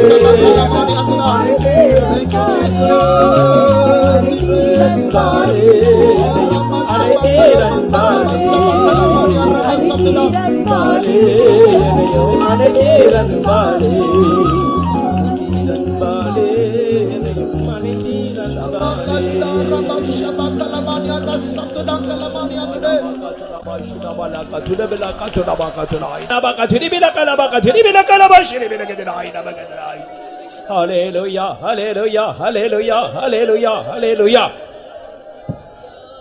இந்த முதலாம் நாள் கூட்டத்தை கர்த்தர் பொறுப்படுத்த ஆசீர்வதிக்கும்படியாய் நம்முடைய மத்தியிலே வானசேனையோடு கூட இறங்கி வந்தாரே, அதற்காக நாம் கர்த்தரை நன்றியுள்ள இதயத்தோடு கூட ஸ்தோத்திரம் பண்ணுவோம். Praise the Lord, praise the Lord, praise the Lord, praise the Lord, praise the Lord, praise the Lord, praise the Lord, praise the Lord, praise the Lord, praise the Lord, praise the Lord, praise the Lord, praise the Lord. மகத்துவமுள்ளதான தேவன் ஒரு கூட்ட சேனையை தம்மோடு கூட சேர்த்துக் கொள்ளும்படியாக இந்த நாட்களிலே நம்முடைய மத்தியிலே இறங்கி வந்து தம்முடைய வார்த்தையை நமக்கு அனுப்பி நம்மை அந்த பெரிய யுத்தத்துக்கு ஆயத்தப்படுத்தும்படியாக அவரோடு கூட சேர்த்துக் கொள்ளும்படியாக கூவி அழைத்துக் கொண்டிருக்கிறாரே, அதற்காக நாம் கர்த்தரை ஸ்தோத்திரம் பண்ணுவோம். சோத்ரம் சோத்ரம் சோத்ரம் சோத்ரம் சோத்ரம் சோத்ரம் சோத்ரம் சோத்ரம் சோத்ரம் சோத்ரம் சோத்ரம். அந்த அழைப்புக்கு இணங்கி அந்த அழைப்புக்கு ஒப்பு கொடுத்து தேவ ஆவியானவருக்கு மூலமாய் தங்களை அர்ப்பணித்ததான ஒவ்வொருவர் மேலும் கர்த்தர் தம்முடைய அளவில்லாத வல்லமை அனுப்பி அவருடைய சேனையோடு கூட சேர்த்துக் கொண்டிருக்கிறாரே, அதற்காக நாம் கர்த்தரை ஸ்தோத்திரிப்போம். சோத்ரம் சோத்ரம் சோத்ரம் சோத்ரம் சோத்ரம் சோத்ரம் சோத்ரம் சோத்ரம். உலகத்தில் உள்ளவைகளும் அன்பு கூறாதபடிக்கு, உலகத்தின் வேஷங்களுக்கு அடிமைப்படாதபடிக்கு, எல்லா விதமான அந்த வேசியின் ஆவியிலிருந்து நம்மை விடுதலையாக்கி இந்த மேன்மையான பரிசுத்த ஜீவியம் செய்யும்படியாய் கர்த்தர் நம்மை அழைத்திருக்கிறாரே, அதற்காக ஸ்தோத்திரிப்போம். சோத்ரம் சோத்ரம் சோத்ரம் சோத்ரம் சோத்ரம் சோத்ரம் சோத்ரம் சோத்ரம் சோத்ரம் சோத்ரம். Praise the Lord, praise the Lord, praise the Lord, praise the Lord, praise the Lord, praise the Lord, praise the Lord, praise the Lord.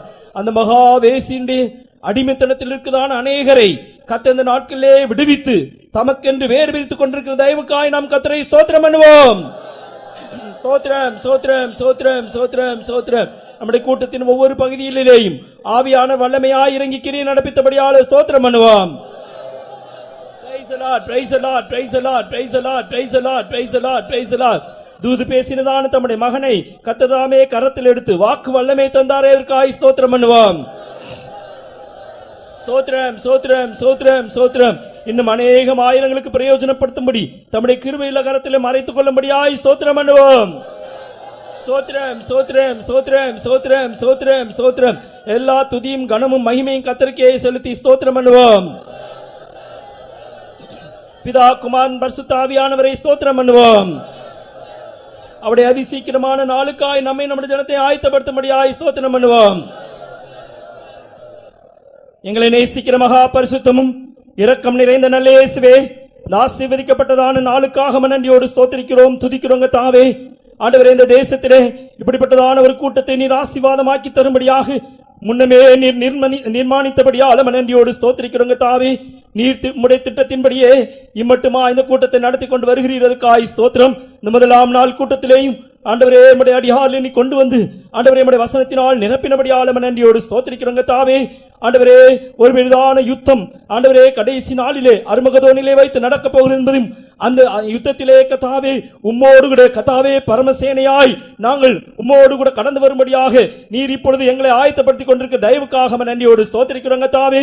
ஆண்டவராமே, இந்த கூட்டத்திலே ஒவ்வொரு பகுதிகளிலேயும் நீர் பொறுப்படுத்த ஆசீர்வதித்தபடியால் அசைவாடி கிரியை நடப்பித்தபடியால் நன்றியோடு ஸ்தோத்திரிக்கிறோம். இன்னும் தொடர்ந்து உம்முடைய கரம் இந்த கூட்டத்தை நடத்தும்படியாய் வேண்டிக் கொள்கிறோம். வந்ததான ஜனத்தை நீர் ஆசீர்வாதத்தோடு அனுப்பும். ஆண்டவரே, இன்னும் அநேக ஆயிரங்களை கர்த்தர் நீர் கொண்டு வந்து இந்த மேன்மையான சத்தியத்தை அறிந்து கொள்ளும்படியாய் தங்களுடைய மனக்கண்களை பிரகாசிக்க செய்யும்படியாய் மன்றாடுகிறோங்க தாவே. ஆண்டவரே, இன்றைக்கு உமக்கு முன்பாய் கர்த்தாவே தங்களை தாழ்த்தி உம்முடைய சமூகத்தில் ஒப்புக் கொடுத்திருக்கிறான ஒவ்வொரு தேவ ஜனத்தையும் உம்முடைய வல்லமையினால் நிரப்பி இருக்கிறபடியால் ஸ்தோத்திரம். ஆண்டவரே, இந்த வல்லமையினால் கடைசி வரை காத்துக் கொள்ளும்படியாய் வேண்டிக் கொள்கிறங்க தாவே. எல்லாவற்றுக்கும் மேலாக அநேகம் ஆயிரங்களை கத்தாவே இந்த தேசத்திலே கத்தாவே உம்முடைய வருகைக்காய் ஆயத்தப்படுத்தும்படியாக வேண்டிக் கொள்கிறங்க தாவே. தாழ்த்தி உம்முடைய திருப்பாதத்தில் ஒப்படைக்கிறோம். உம்முடைய அதிசீக்கிரமான நாளுக்காய் எங்களுடைய ஜனத்தையும் ஆயத்தப்படுத்தும். இயேசுவின் நாமத்தில் ஜெபங்கேளும் நல்ல பிதாவே. ஸ்தோத்திரம் ஸ்தோத்திரம் ஸ்தோத்திரம் ஸ்தோத்திரம் ஸ்தோத்திரம் ஸ்தோத்திரம். நம்முடைய கர்த்தராகிய இயேசு கிறிஸ்துவின் கிருபையும் பிதாவாகிய தேவனுடைய அன்பும் பரிசுத்த ஆவியானவருடைய ஐக்கியமும் நம் அனைவரோடும் சகல பரிசுத்தவான்களோடும் அவருடைய வரியை மட்டும் இருப்பதாக. அல்லேலூயா அல்லேலூயா அல்லேலூயா.